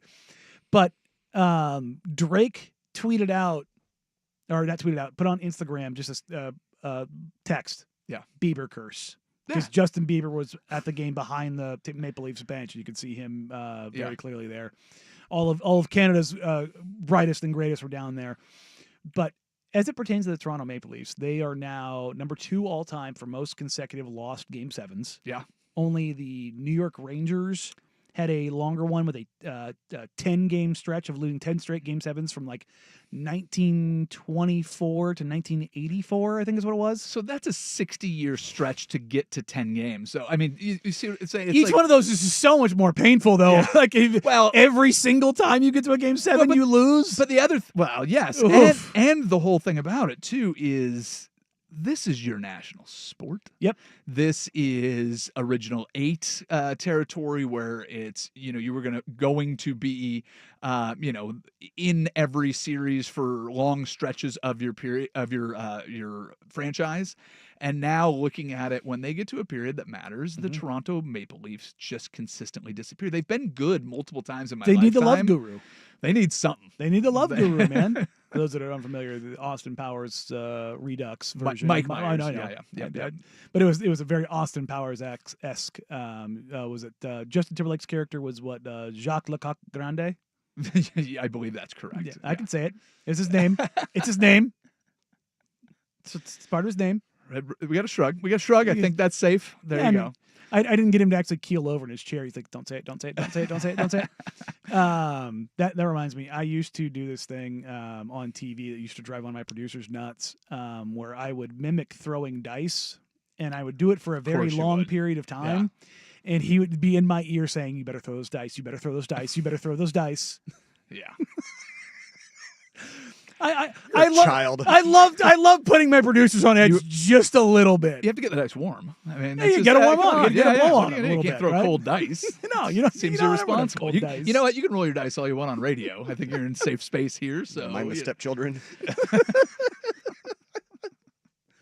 But I do feel bad for Maple Leafs fans because this is a franchise that is down bad. Well, it's the largest city in Canada. Yeah. It is their national sport. Well, it's not technically their national sport, but it's lacrosse. It's very true. Technically, very it is lacrosse. True. But their national sport is hockey. The Professional Lacrosse League does not have it's the smallest of the major four, well ahead of lacrosse. Yes. And this is as a new lacrosse dad. We are now That's right. in. Yeah, my twins are now, they are Thunderwolves in Southwest Washington, and they are playing, they're finishing their first season of lacrosse this year. I literally have my stick in my car at all times. Yeah.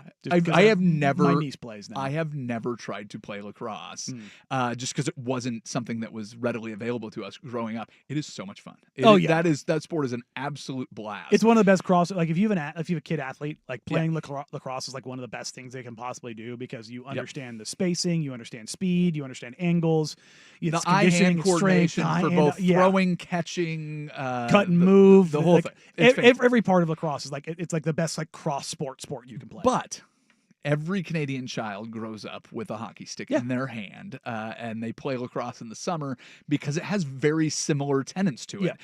The difference is you're on skates and you need to be 100% fearless and you need to do it. So the comparison I would make it would be if basketball were as tough as American football is kind of the thing, because these guys have to be fearless. So this warrior mentality that you get, and Canadians embody that. Our guys are tougher than yours because we grew up doing this on ponds, and the amount of population of Canadian players playing in the U.S.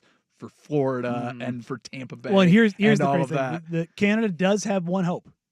The Edmonton Oilers did make it to the conference finals. They were there last year too, and I'm still a big fan of the fans in Edmonton after last year's run for two very firm reasons. That I will root for them as long as they're in it. But that's the other thing that's so funny about this. They're up against such hockey powerhouses as Dallas, Carolina, and Florida. This is not much different than last year. Yeah. Canada will root for Canada as soon as their team is out. Have you ever been to a Blue Jays Mariners game? And I assume this is everywhere. No. The number of it's the same thing when the Raptors play here. For like sure. the Raptors fan base, because Vancouver doesn't have a team anymore. Half the arena. It's not so they are passionate sports fans, but hockey takes it up a notch on top of a notch, and it's definitely sad to lose to the Sunshine State. Yeah, they're saying they're quite literally going to lose to the Sunshine Belt in some form or fashion. I mean, a team below the Mason-Dixon line is very likely to win. Well, I mean, how many times has Florida won? Just the state of Florida. Yeah, between Tampa Bay and Florida. Since Canada has won their last, and we're 4. 4 cups. It's up there. Good. Yeah. God. Yeah. So if you are blame Canada, the 51st state in the Great White North, and just looking down at what's going on. That's how we get there, If you become American, then you don't have to worry about it anymore. Well, I'll tell you, I'm trying to be cautious with this because Canada has also been insulted directly by a majority time Florida resident very recently. So they're booing the national anthem when we're playing that little tournament. So I think it means even more now than it has. So the tension continues to build. So let's go, Edmonton. The thing, of course, to take from this is fade Drake. Yeah. In everything. I don't really have a whole lot of connection with Drake other than his sports fandom, but I will heed those warnings when he throws. If you see that betting slip come out, be like, I wonder if somebody out there probably on like Reddit has probably done this. Like if you bet against Drake on every public slip, like how would you have come out? Yeah. I bet you're probably ahead. Well, here's the other thing about it. I do not have the bankroll to get anywhere near the values that he's betting. Yeah, so it's going to be a long game. Even if you're only betting $10-$20, look, we don't unit shame here. There's no unit shaming allowed. I don't love Drake. I don't hate Drake. I'm very indifferent to him. Okay. So I will put that on my radar now. You've given me a reason to pay attention to Drake. So thank you for that. Well, if you're paying attention on Friday, we heard the details around Brock Purdy's contract extension with the San Francisco 49ers over the weekend. Whoa. We got even more news coming out of that, and boy almighty, you have got to hand it to Brock Purdy's agent. We'll get to that next here on Danny and Dusty, 1080 The Fan.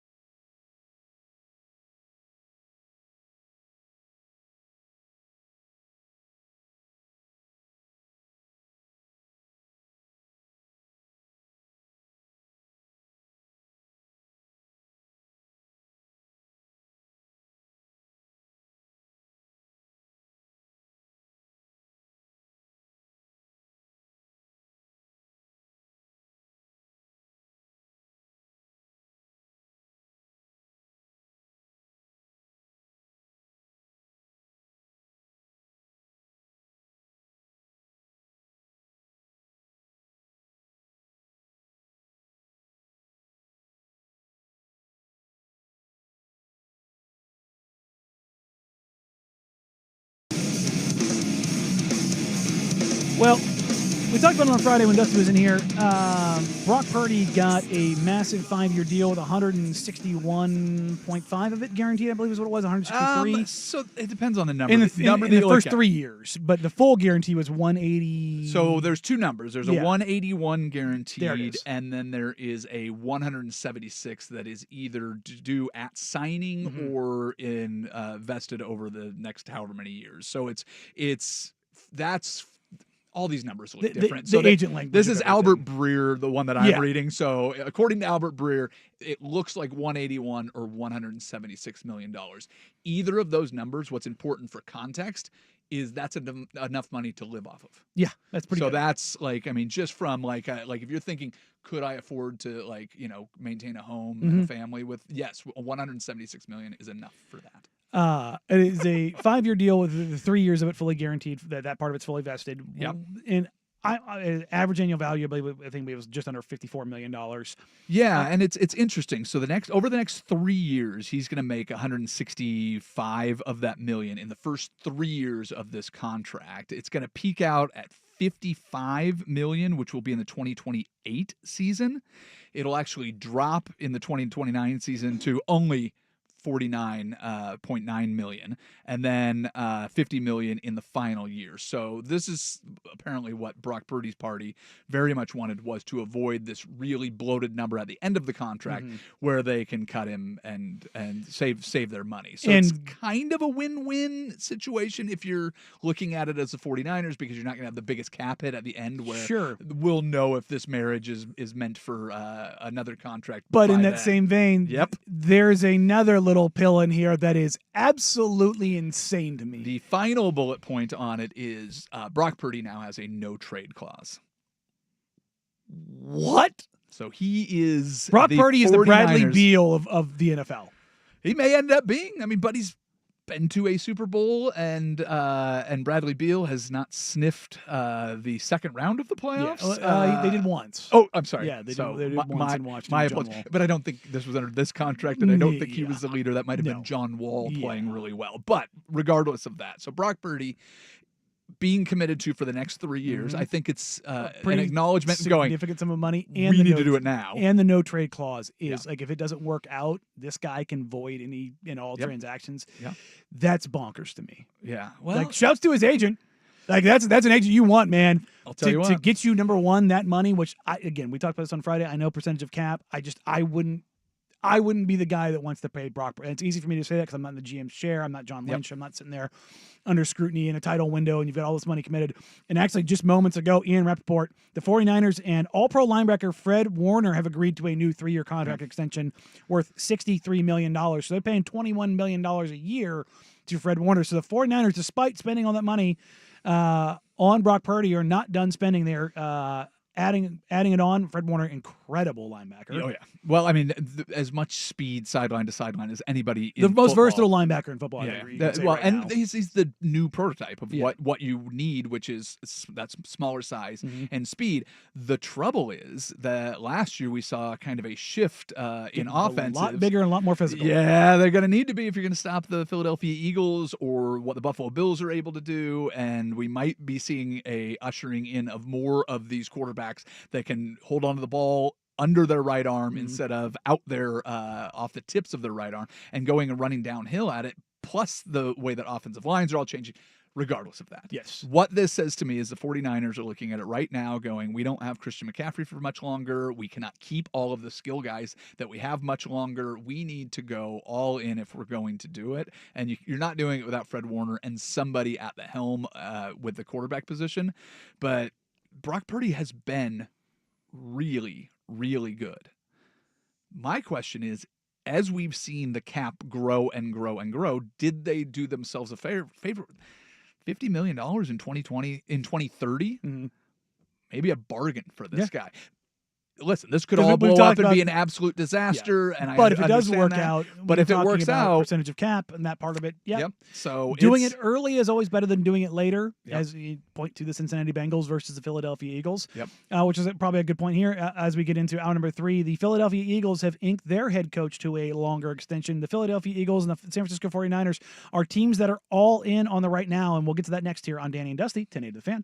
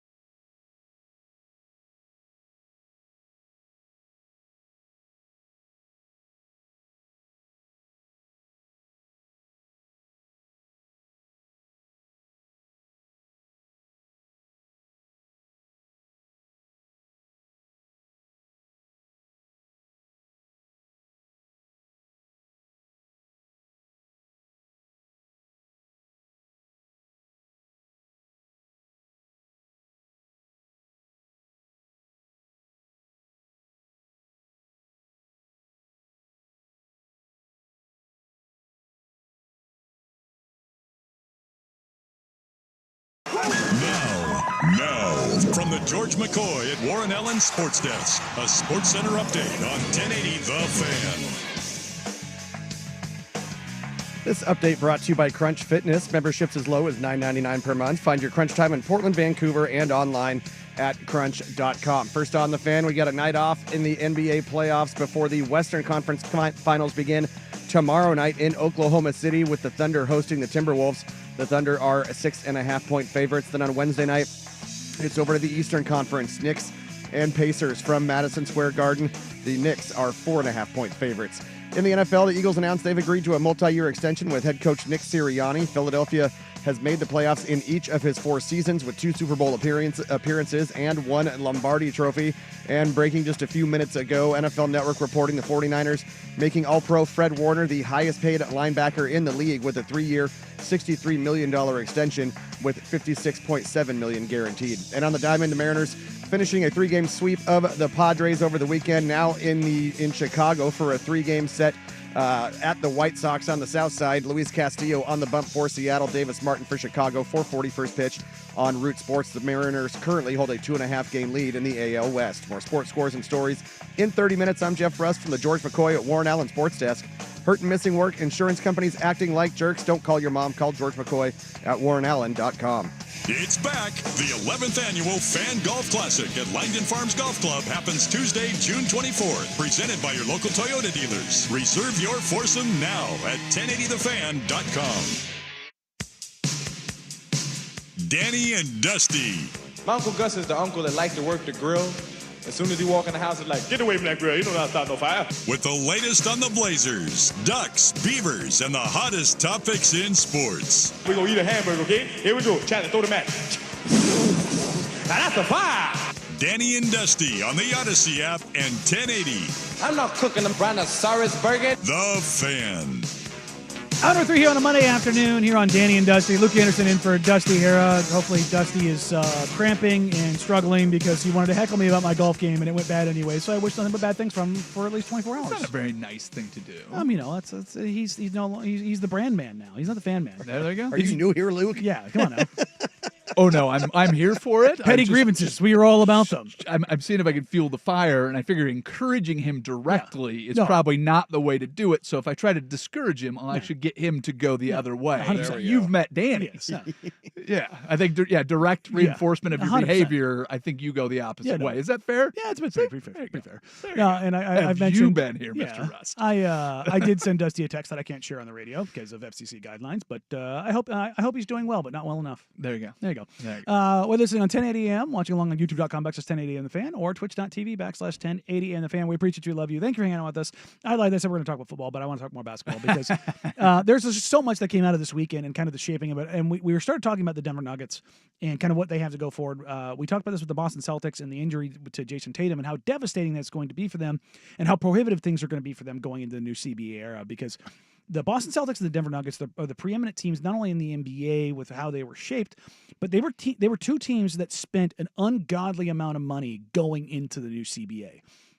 And I've heard there is some woe is me among both ownerships and front offices, of which one of those front offices in Denver was removed in Calvin Booth. But, we didn't know any better going into the CBA. Because folks had an idea of what the new CBA was going to be a couple years ago, but not necessarily all of the implications, what the first apron, second apron, and how everything was going to be affected. But the Boston Celtics and the Denver Nuggets both were able to reap titles out of it. Yep, that did happen, and so they can at least say they did that. But you look at their books, kind of going forward, as it pertains to the Denver Nuggets, they signed Michael Porter Jr. to a contract that was. Had he been on any other team, he probably would have signed the same contract because when a guy who is 6'10", shoots 40% from 3, 18 points, 8 rebounds, like when that guy comes up for a contract, you just pay him. Well, and there's always the best players and there's the best available players. And free agency in every sport is going to draw a higher number because the have-nots are trying to become the haves. And if you get a piece of a championship team and a guy that can go out and do that, so I don't even begrudge them, but the amount that you get extra for going into free agency is almost always worth it. So if you're one of those teams that has those pieces, you have to take one of those flyers, and sometimes you outbid yourself. And the old CBA was like you just pay guys. That was the gist of it all. He's on your team. You have to pay him, or you'll never get the equal value. Exactly. Yep. You could consider trading him, and this is where you talk about the interpersonal stuff as it pertains to roster construction. And these are the unique things that impact any and every team, because you have different competing interests and personal ideas and values and all these things that kind of go into it. And if you want to tie it locally, Neil O'Shea did overvalue what C.J. McCollum was, because C.J. McCollum was a guy that he drafted as one of his guys. And that's not uniquely like a Neil thing. Yes, I love to bash Neil because I don't like him as a human being or as a general manager. Well, he did the same thing with Myers Leonard for a bit, Zach Collins for a bit. It's not unique. C.J. is the most. Yeah, but it's also not unique to him. Yep. And Michael Porter Jr. was a guy that they drafted. He went to Missouri, which the Cronkies both went to Missouri. They have huge ties to the University of Missouri. And he helped them win a championship. And he helped them win it. And when you have that level of equity and that belief and the other interpersonal stuff, that all feeds into that stuff. And so if you look at the Denver Nuggets right now, they have, this is actually an insane deal. Nikola Jokic is only, air quotes, making $55 million next year. He's arguably the best player on the planet. For me, for my money, he's the best player on the planet. Sure. You have Jamal Murray, who's starting his new deal, who's going to make $46 million. Okay, so that is $100 million between Jamal Murray and Nikola Jokic already. You have $38 million going to Michael Porter Jr., and you've got $23 million going to Aaron Gordon. You have $160 million tied up in those 4 players, and you don't know what Michael Porter Jr.'s shouldered. Is he going to have surgery to reconstruct the labrum, whatever else he's got going on there? I just hope he keeps wearing that giant padding that he had. He didn't have it on for Game 7, which was it was a little weird. I'm sure it's probably pretty prohibitive. That thing's probably cutting off blood flow at some point in time. It makes a shot wearing that thing. I'm just like, all right, looking good. But you take a look at this, and Jeff, do we have the audio from Nikola Jokic? This is Nikola Jokic at the postgame press conference talking about their exit interview, kind of what the Nuggets need going forward. We definitely need probably. I think we played so long for such a way, and it's hard for the guys to step up and especially play, especially against two really good teams, Clippers and OKC. We cannot ask for somebody who didn't play maybe 20, 30 games to jump in and be good and expect him to be good, But Julian step up, he was good. Peyton, he was in a rotation, but he had some good minutes too. So definitely seems like the teams that has a longer rotation, the longer bench, it's the one who are winning. Indiana was the name, OKC, so. Minnesota. And what he's talking about there is depth. Yeah. And that is, even when the Nuggets are fully healthy, though, they just did not have the depth. That's ultimately why Calvin Booth lost his job. But there's the other question, too, because Mike Malone lost his job as well. There are guys, and he said it too, and I don't think it was the main point of what he was saying, but if you only play those guys 20 games during the year and then expect them to do that, there has to be games midway through the season where you hand it over to the second unit and let them play and get some experience.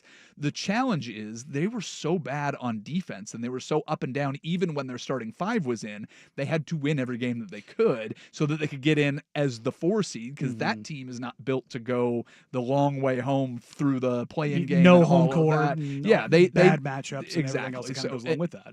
And you could see even, in the opening round series where it ends up going 7, you need to go and have, every advantage that you can get. But then you make these trade-offs. If you don't trust your guys early, you can't trust them late, and you put yourselves in these bad spots. How good are the 5 youngest guys on the roster for the Nuggets? I have genuinely no idea. Who's the next guy to step up? I mean, there was times where, the Warriors are playing, and I'm like, who are these guys? And to that point, you talk about the Warriors and the Warriors fans and being so frustrated with Steve Kerr for not playing Jonathan Kuminga. It's this is why I always sit there as it pertains to coaching, the differences between the NBA and the NFL. In the NFL, you're much more hands-on. It's much more intrinsic. There's much more detail and things you can do. You're calling every play, and there's both sides so of the much ball individual matchups and how in the NBA, it's so much of it is trust. And for me, the number one job of an NBA coach is who plays and when.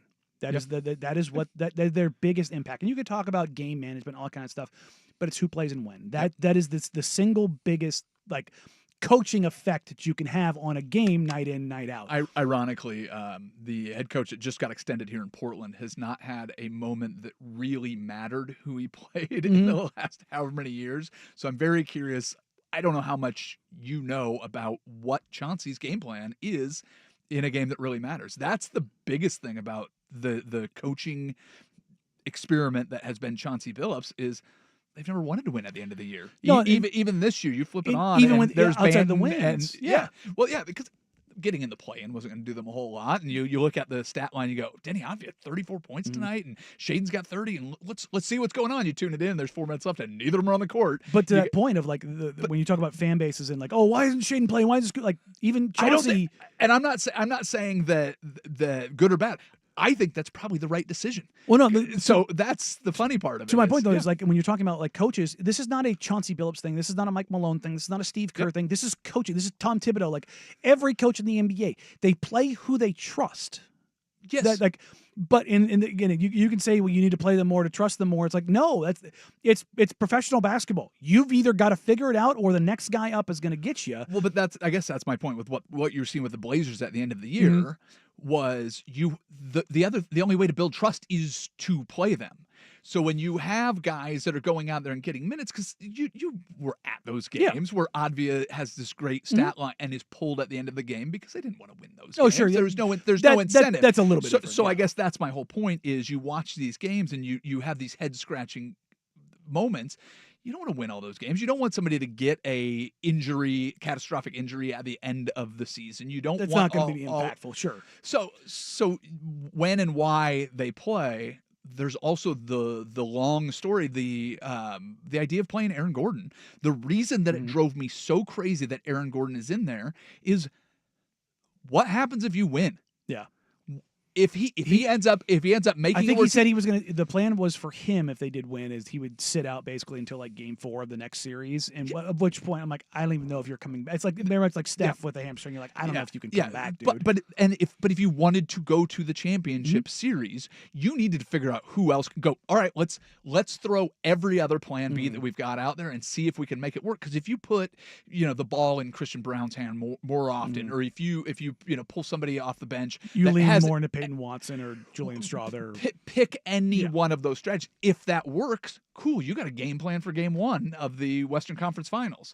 If Aaron Gordon wins you that game and hobbles off like Willis Reed and does not play again in the championship series, cool. You have to start Game 1 with a new game plan. Yeah. So it was kind of like damned if you do, damned if you don't. 100%. But that was one of the thoughts that kept going through my head. When he took the spill and just falls to the floor without any contact, I'm like, cool. What if this works, guys? Yeah. Then what's next? So that's where it becomes. It's always about we'll deal with that later. That's kind of the situation. But that's the kind of the MO for the Nuggets right now is the later is here for them now, and they don't have a lot of clear paths because like I said, they have $160 million. That is dedicated to those 4 guys. The Russell Westbrook experience is the Russell Westbrook experience. You don't trust any. I mean, I don't think you trust Russ, but I mean, you don't trust Zeke Naji, who got money that is probably a deal that you wouldn't. Not even probably. It's a deal that you wouldn't go back and do. Hunter Tyson's not a guy that you trust. Peyton Watson might be something. Jalen Pickett's too small to really be much. Julian Strawther's kind of, and that's kind of the reason why you have Calvin Booth on the way out is that much like the Golden State Warriors, when they were trying to backfill with younger guys on their roster, they just couldn't seem to find those guys. Well, and I guess the point that I was, yes, that's the reason the GM was out, but you have to remember that they got rid of both the coach and the GM at the same time. Mm-hmm. So if Booth comes in, because both those guys they hated each other. Well, exactly. But then you go, all right, well, I'm bringing in these guys, and here's how I see you using them. And your coach turns around and goes, I'm not doing that. Get me better players. Do this. Then you don't play the guys that he brings in.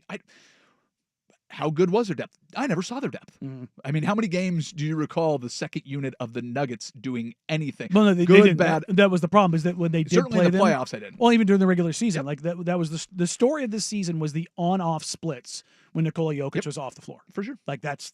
And again, DeAndre Jordan, not as great a dude as he is and as much as beloved as he is in the NBA by his teammates and organizations. they just didn't. They weren't able to backfill around him, and that's going to be kind of the story of the NBA, which kind of leads where we're going next. The 4 teams that are in the conference finals: the Minnesota Timberwolves, Oklahoma City Thunder, the Indiana Pacers, and New York Knicks. There's an interesting trend that's coming out among those teams in how not only they game plan, but how opponents game plan against them, and how they pivoted out of that to get themselves to the conference finals. And is this becoming kind of the hallmark for what we will see in this CBA? I'll get that next year on Danny and Dusty, 1080 The Fan.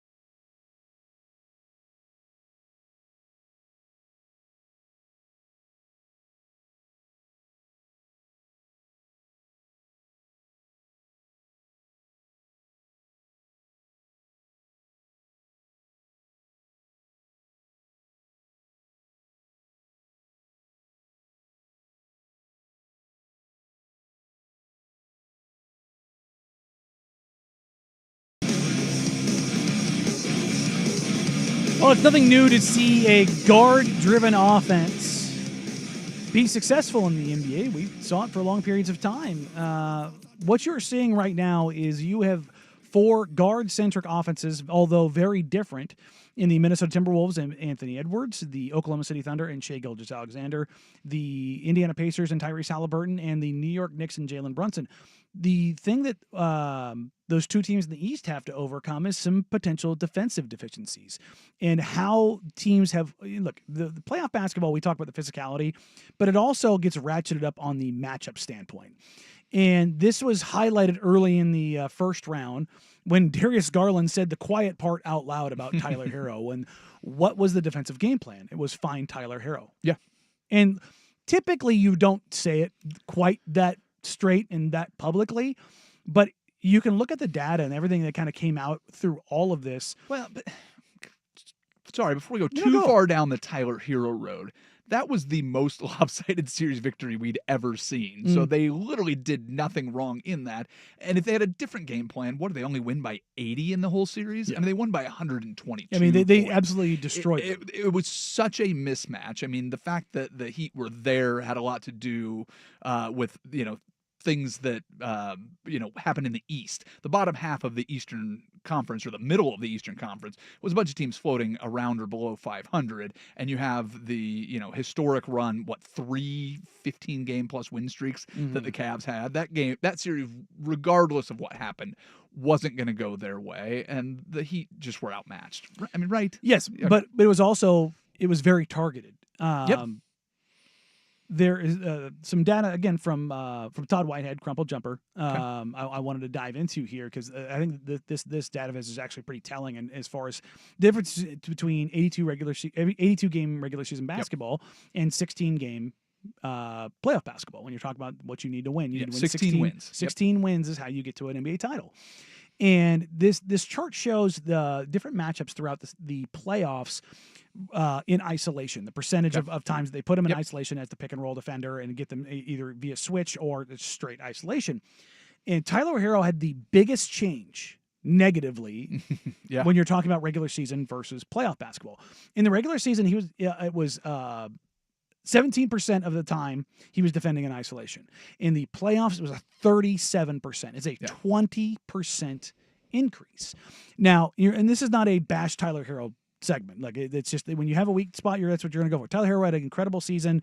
Yeah, he laid an egg in the last game of the regular season, 4 points, 1 of 10, blah, blah, blah, all those kind of things. But what's interesting is right behind him on this list is the same team, the Cleveland Cavaliers, did almost the exact same thing against Tyrese Halliburton. He saw a 19% increase, going from 18% to 37%. When you're picking not just somebody that you think is a weak defender, you're picking somebody that is an offensive impact player, so you can wear them out too. The offensive burden. There's two different strategies there with that, but Tyrese Halliburton doesn't have to score to impact the game in a major way. Tyler Hero kind of does. He's their offensive engine for both a playmaking and a shot creation standpoint, where Halliburton can kind of toggle on and off because they have Pascal Siakam, and somehow Ryan Nembhard turns into an absolute freak. He was really good last year, too, and nobody knew who he was. Playoff performance out of nowhere. Just out of nowhere. Yeah, exactly. He's never... he was pretty good. And, again, it's one of those guys that I've said that I missed probably most on my draft evaluation. I thought he'd be a fringe NBA player, and he has been so important. It got in the same vein as Aaron Nesmith. But the other thing that you have brought up multiple times during today's conversations is fit. Yeah, you put him on any team, it may not work. But you put him on. Yeah, exactly. So I think there's so many guys in professional sports, just in general, that if you get the right team around them and you get the absolute best out of them, and we just discredit that so often. And part of the reason why free agency is always so fun to look at is you have these guys that get overvalued. You mentioned it with Michael Porter Jr. and like what the Nuggets have to do. When you're in that building, you know how valuable they are in some capacity. But what could you upgrade for less and what get does the trade-off same thing? look like, and what is how much more important is depth? And that's why we fall in love with our CJ McCollums, and we fall in love with all of the different things because of all the other deficiencies. And it's very interesting when you go down the list. It starts with Tyler Hero, Tyrese Halliburton. Number 3 on the list is Jalen Brunson, then Jamal Murray, then Jalen Brunson again against the Celtics. So it happened in the first round with the Pistons. Luka Doncic, Jamal Murray, Michael Porter Jr., Jalen Green, Damian Lillard, Paolo Banchero, James Harden. Those are the guys that had the biggest increases overall those are the star players, quote unquote, being hunted. Yep. As it pertains to bigs, Al Horford saw an 18% change. Jarrett Allen saw a 15% change. Rudy Gobert saw a 9% change. And then you see teams that got knocked out here in teams trying to find a fit. Yeah. Where Tobias Harris moved to the 5, Rui Hachimura moved to the 5, and Giannis moved to the 5. Do you have it there? If you don't, it's fine. I know you're looking through other data sets, but if you were to guess, or if it's there, how much increase is there in isolation basketball in the playoffs? Because that's got to be part of the factor. It does increase because you're playing much more half court unless you're the Oklahoma City Thunder because you're your ability to score in transition or in secondary breaks is basically second to no one. Yeah. Well, and last night's game or yesterday's it's going to bump game, it up a little bit when you go 37-7. Yeah, exactly. But it's very interesting where you saw the increases. I like how Todd categorized this. Where you saw some increases in some good defenders is Derek White and SGA. Yeah. Now, they were tested, and he has them in the nobody else to try. Because you look at the Celtics like, are you going to attack Drew Holiday in isolation? No, that's dumb. And Jason Tatum, Jaylen Brown, you going to attack them in isolation? No. And who could attack, how many bigs can actually attack Kristaps Porzingis or Al Horford or Luke Cornett? Like, there's just not many bigs, particularly in the East, that can put the ball down and impact those guys. So you're like, I guess we'll try Derek White and I guess we'll try SGA. Doesn't Derek White look like a guy you should be able to beat, and nobody ever does? And he's the guy. Like, if you're talking about, if you're looking at, if you line them up, because you just said that you line up Jaylen Brown, Jason Tatum, Drew Holiday, and there's Derek White. Yeah, you're like, who are you going at? Yeah, you're going to go after the 6'10" wing. You're going to go after maybe the best perimeter defender that of the last generation, Drew Holiday. Yep. You're like, yeah, I guess we'll go with Derek White. And Derek White's like, yeah, good, come at me, bro. Yeah. Like, but it becomes very interesting in the way we're talking about building teams, and we've alluded to this earlier in the show, and to kind of bring this back to the Trailblazers of like. One thing you're noticing with the Trailblazers and how they're trying to build out their team, and I think you could say the same is true for the Houston Rockets, and the same is true for the Detroit Pistons, is they're trying to find ways to eliminate these possibilities by being big, being deep, having ability to offset this. Now, those teams, the one thing that Detroit has is they have the star, which but Cade Cunningham for real. But you look at these other teams. The Pacers went out and got Tyrese Halliburton and ended up being their star. Now, he was the 11th pick in the draft. He wasn't a guy that was, came out of nowhere. But if I told you that he was going to be a 20-10-4 guy who shot nearly 50, 40, 90 in his career in Indiana, you would think I'm crazy. But even when he came out and started doing that, people didn't believe it. That's the other thing. Even this year, he was voted the most overrated player in the athletic poll. Yeah, so you have all of these different elements that you have to figure out how to make them work together, and knowing what that is. Tell me if I have this close to accurate, because I always quote it from memory. Blazers were the tallest team in the NBA and the second youngest? Yes.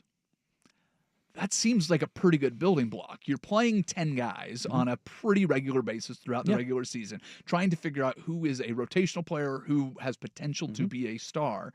I have no problem with what the Blazers did, except for we don't know who that star is. We're sitting back here. It might be Danny Advia, which is hilarious because there's this little Blazers text group that I was added to when I first started doing the Center and the Saints. So this is now 11, 12 years. I do not comment on this Blazers text chain. I use it as kind of a pulse check. You just kind of scroll along. I just glance over. But immediately when Dalton Knecht has one good game, shoots 37% getting passes from LeBron James. And Luka Doncic. And this is before Luka, like the first one where he gets 37 points, just shooting threes, and everybody immediately, because this was 2 months into the season. Yeah, maybe. I remember he had a couple explosions early in the season, and everybody goes, I can't believe we went and got Advia spelled wrong. Yeah. Instead of Knecht. I knew he would be great. How you feeling now? Yeah. I mean, it feels like that's probably your guy that you have the ability to build around. His temperament, his versatility, the way that he can impact the game in multiple ways felt very much like that was a guy. So now can we get any consistency around those guys?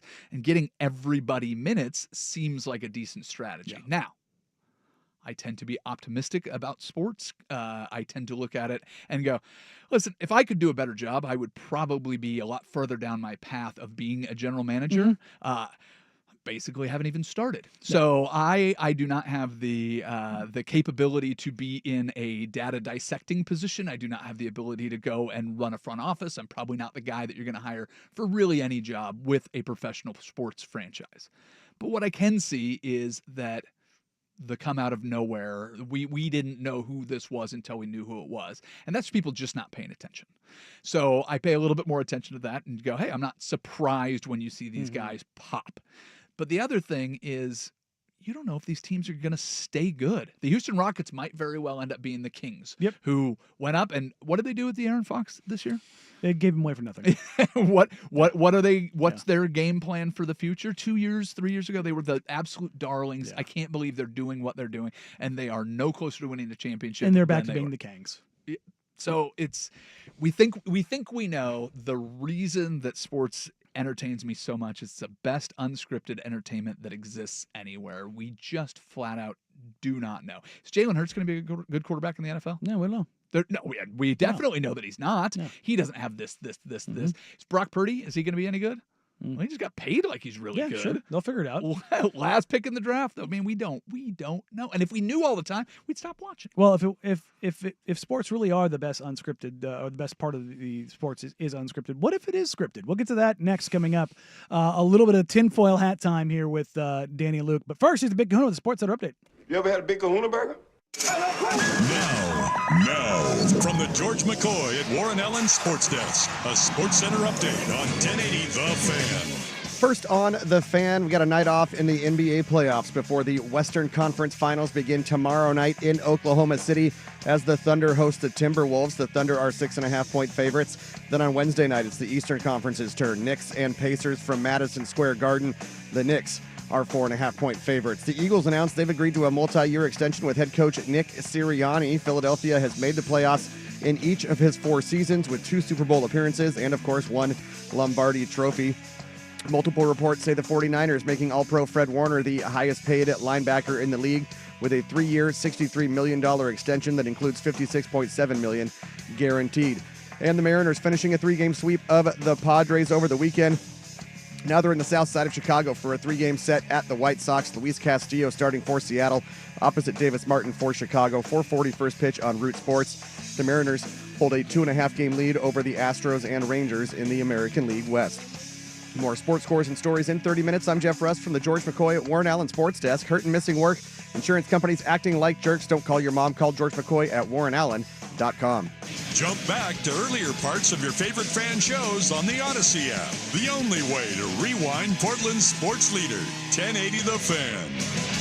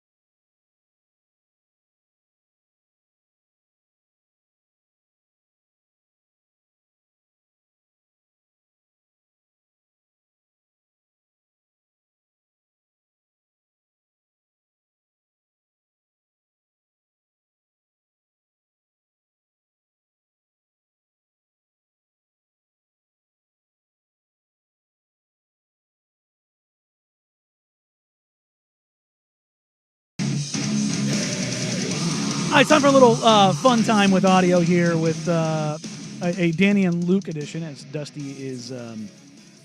I'm not going to say he's in rehab because last time I did that, he got some messages about that. Don't say rehab when they're in rehab. Yeah. Is that what? Yeah. No. Is that? He's going to be so mad about it. Can we even do that anymore? He's our boss now. Now it's like, I didn't say anything. I was just asking a question. I didn't say anything specific. Now I got to go in the office. But it's funny. You talk about the unscripted nature of sports. And then we have tighten your tinfoil caps, baby, because Shaquille O'Neal is going to take us down a fun little rabbit hole. I don't know if you heard this story, but in 1992, I think the draft was in June or something, I meet Mr. Stern in March. And he says to me, hey, know who you are. Can't wait for you to come to the NBA. Then he pulls me to the side. You want to play where it's cold or where it's hot? He asked me that. Yeah, he did. He asked me that, and I was like, hot. And he smiled, and I smiled. And then a couple of days later, they had the draft thing and, the top three things. And then Minnesota was number 3. I was like, and then Charlotte was number 2. And then Orlando, Florida was number 1. I was like, I didn't think anything about it, but, you hear a lot of these conspiracy theories, and, there's a lot of situations that could make these things sound good and sound true. Like, okay, Dallas gets rid of one of the best players, but, we're getting a new one. Ding, ding, ding, ding, ding. So I don't want to use the word conspiracy theory, but it's very interesting how it all played out. Very interesting indeed, as the following year, the Magic traded the number 3 overall pick for the number 1 overall pick, who ended up being Penny Hardaway, you pair with Shaq. Look, whether it's the frozen envelope of the New York Knicks and Patrick Ewing, whether it's a 1 in 66 chance that the Orlando Magic win the draft in 1992 and Shaquille O'Neal in a brand new franchise down in Florida where the NBA was pushing some maybe expansion love. Yep.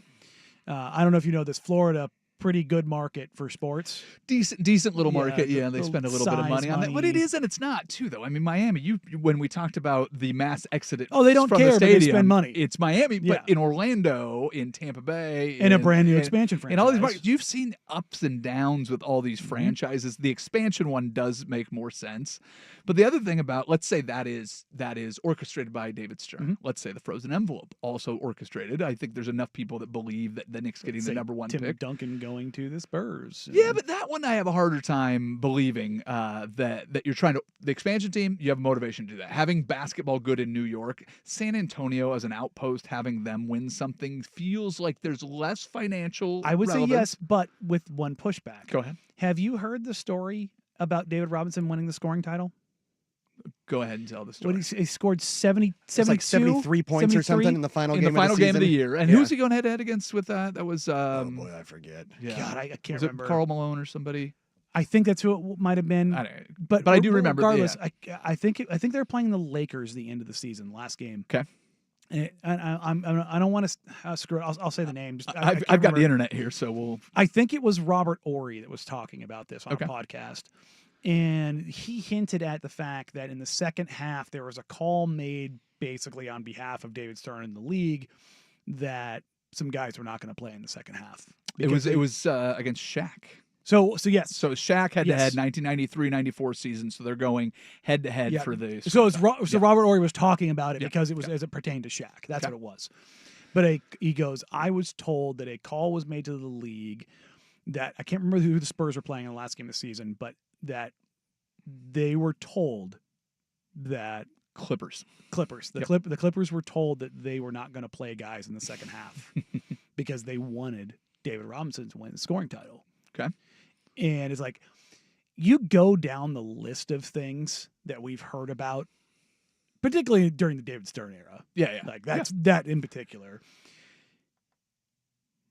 I buy into a lot of those conspiracies. Sure. Yeah. Because of what David Stern meant to the NBA was huge. It was going from tape delay to live TV. It's Magic and Bird, and then it's Jordan, the Pistons, and then it's Jordan, and then it's the post-Jordan era, and trying to figure out all the things that because that was the big deal. The post-Jordan era, everybody talks about Kobe and Shaq. It's like, well, there was a period from like 95, 96 on, like after Jordan goes, where you're like, who's it gonna be? And then you have the dress code come out in the early 2000s because you had the Iverson push and everything, the cultural push that came out of Allen Iverson. And meanwhile, you've got the Admiral. Yeah. The Naval Academy graduate. But this is clean cut, face of the league. Like, it's what they wanted to still be. Well, and this is also when Jordan's on hiatus, right? This is the season where it's 93, 94 when he came back because they won it in 95 and no. They won it in the 96, 97, 98 was the last. So this would have been the first year that Jordan was gone. So this is a season that he missed the entire season. But this is well before Iverson. I'm saying just the different marks of the David Stern era.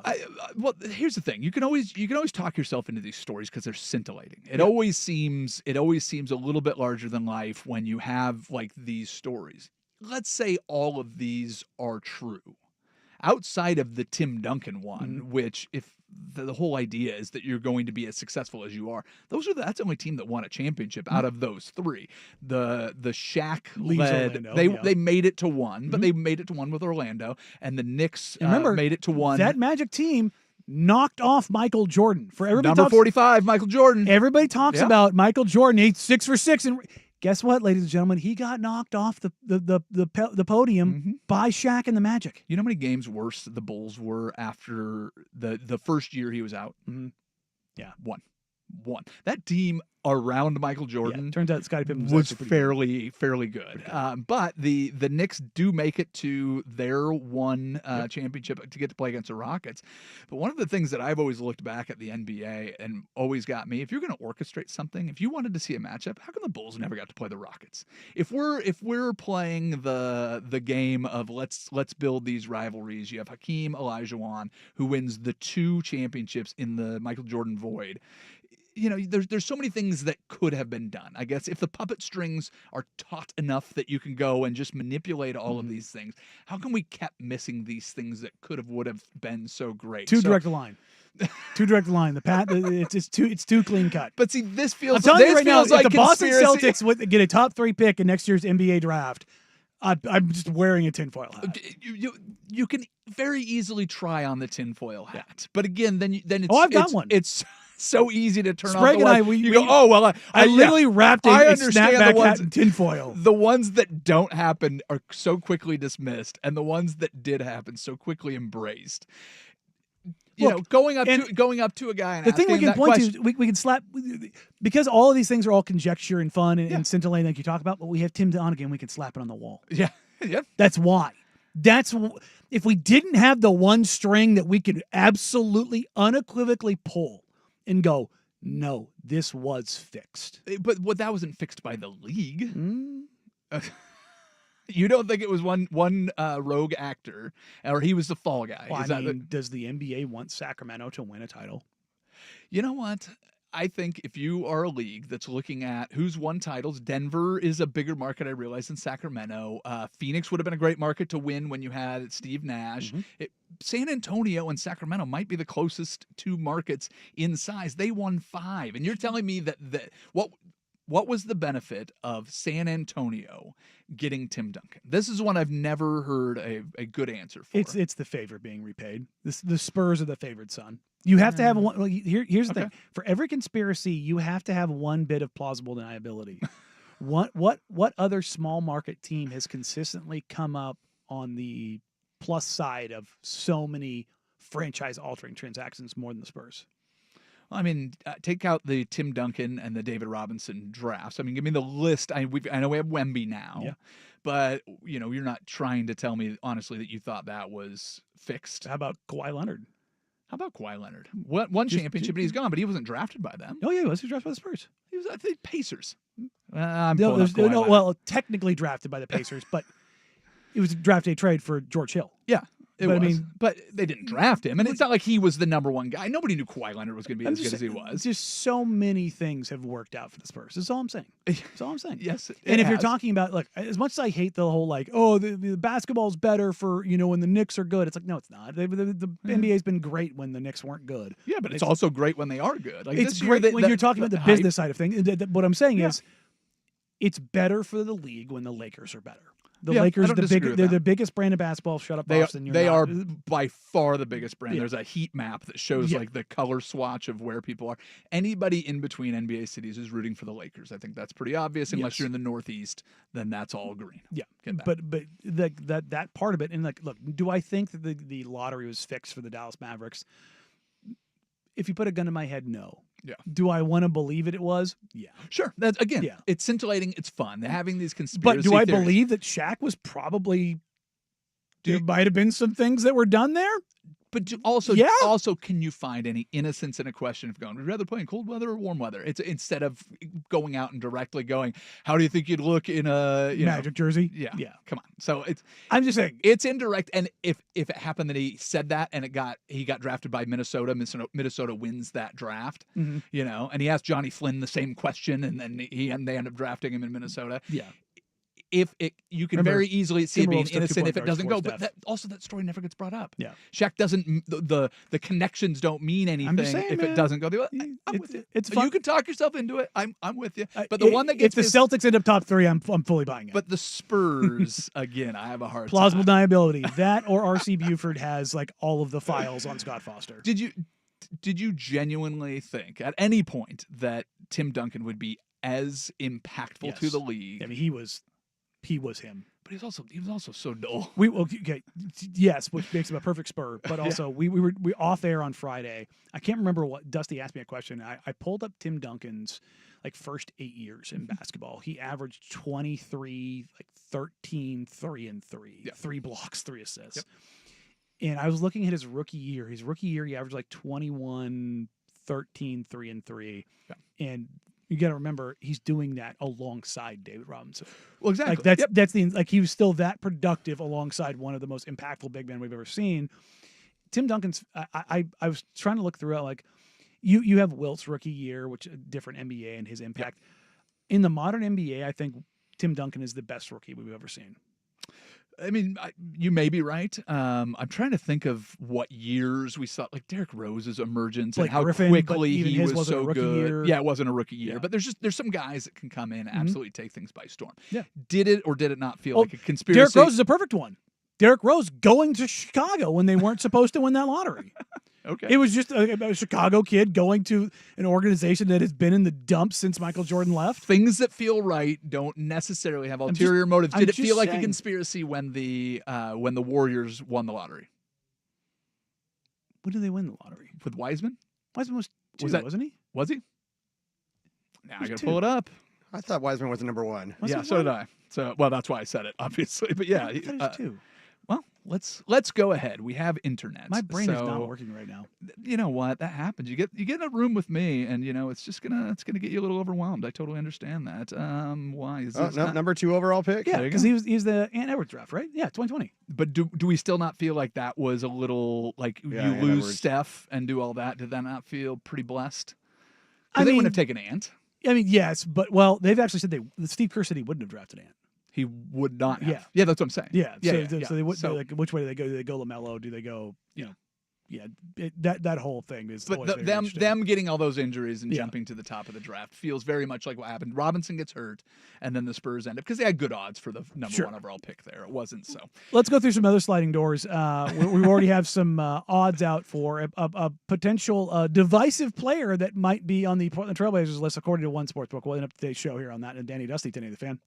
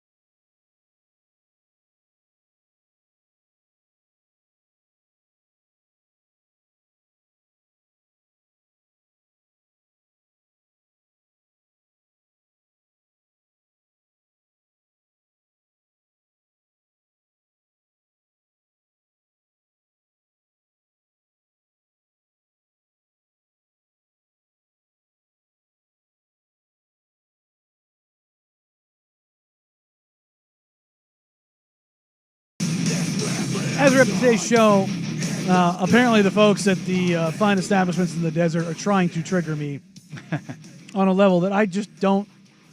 I don't think is very fun or fair or any part of that. The Russell Westbrook sweepstakes is currently underway as the team most likely to land Russell Westbrook.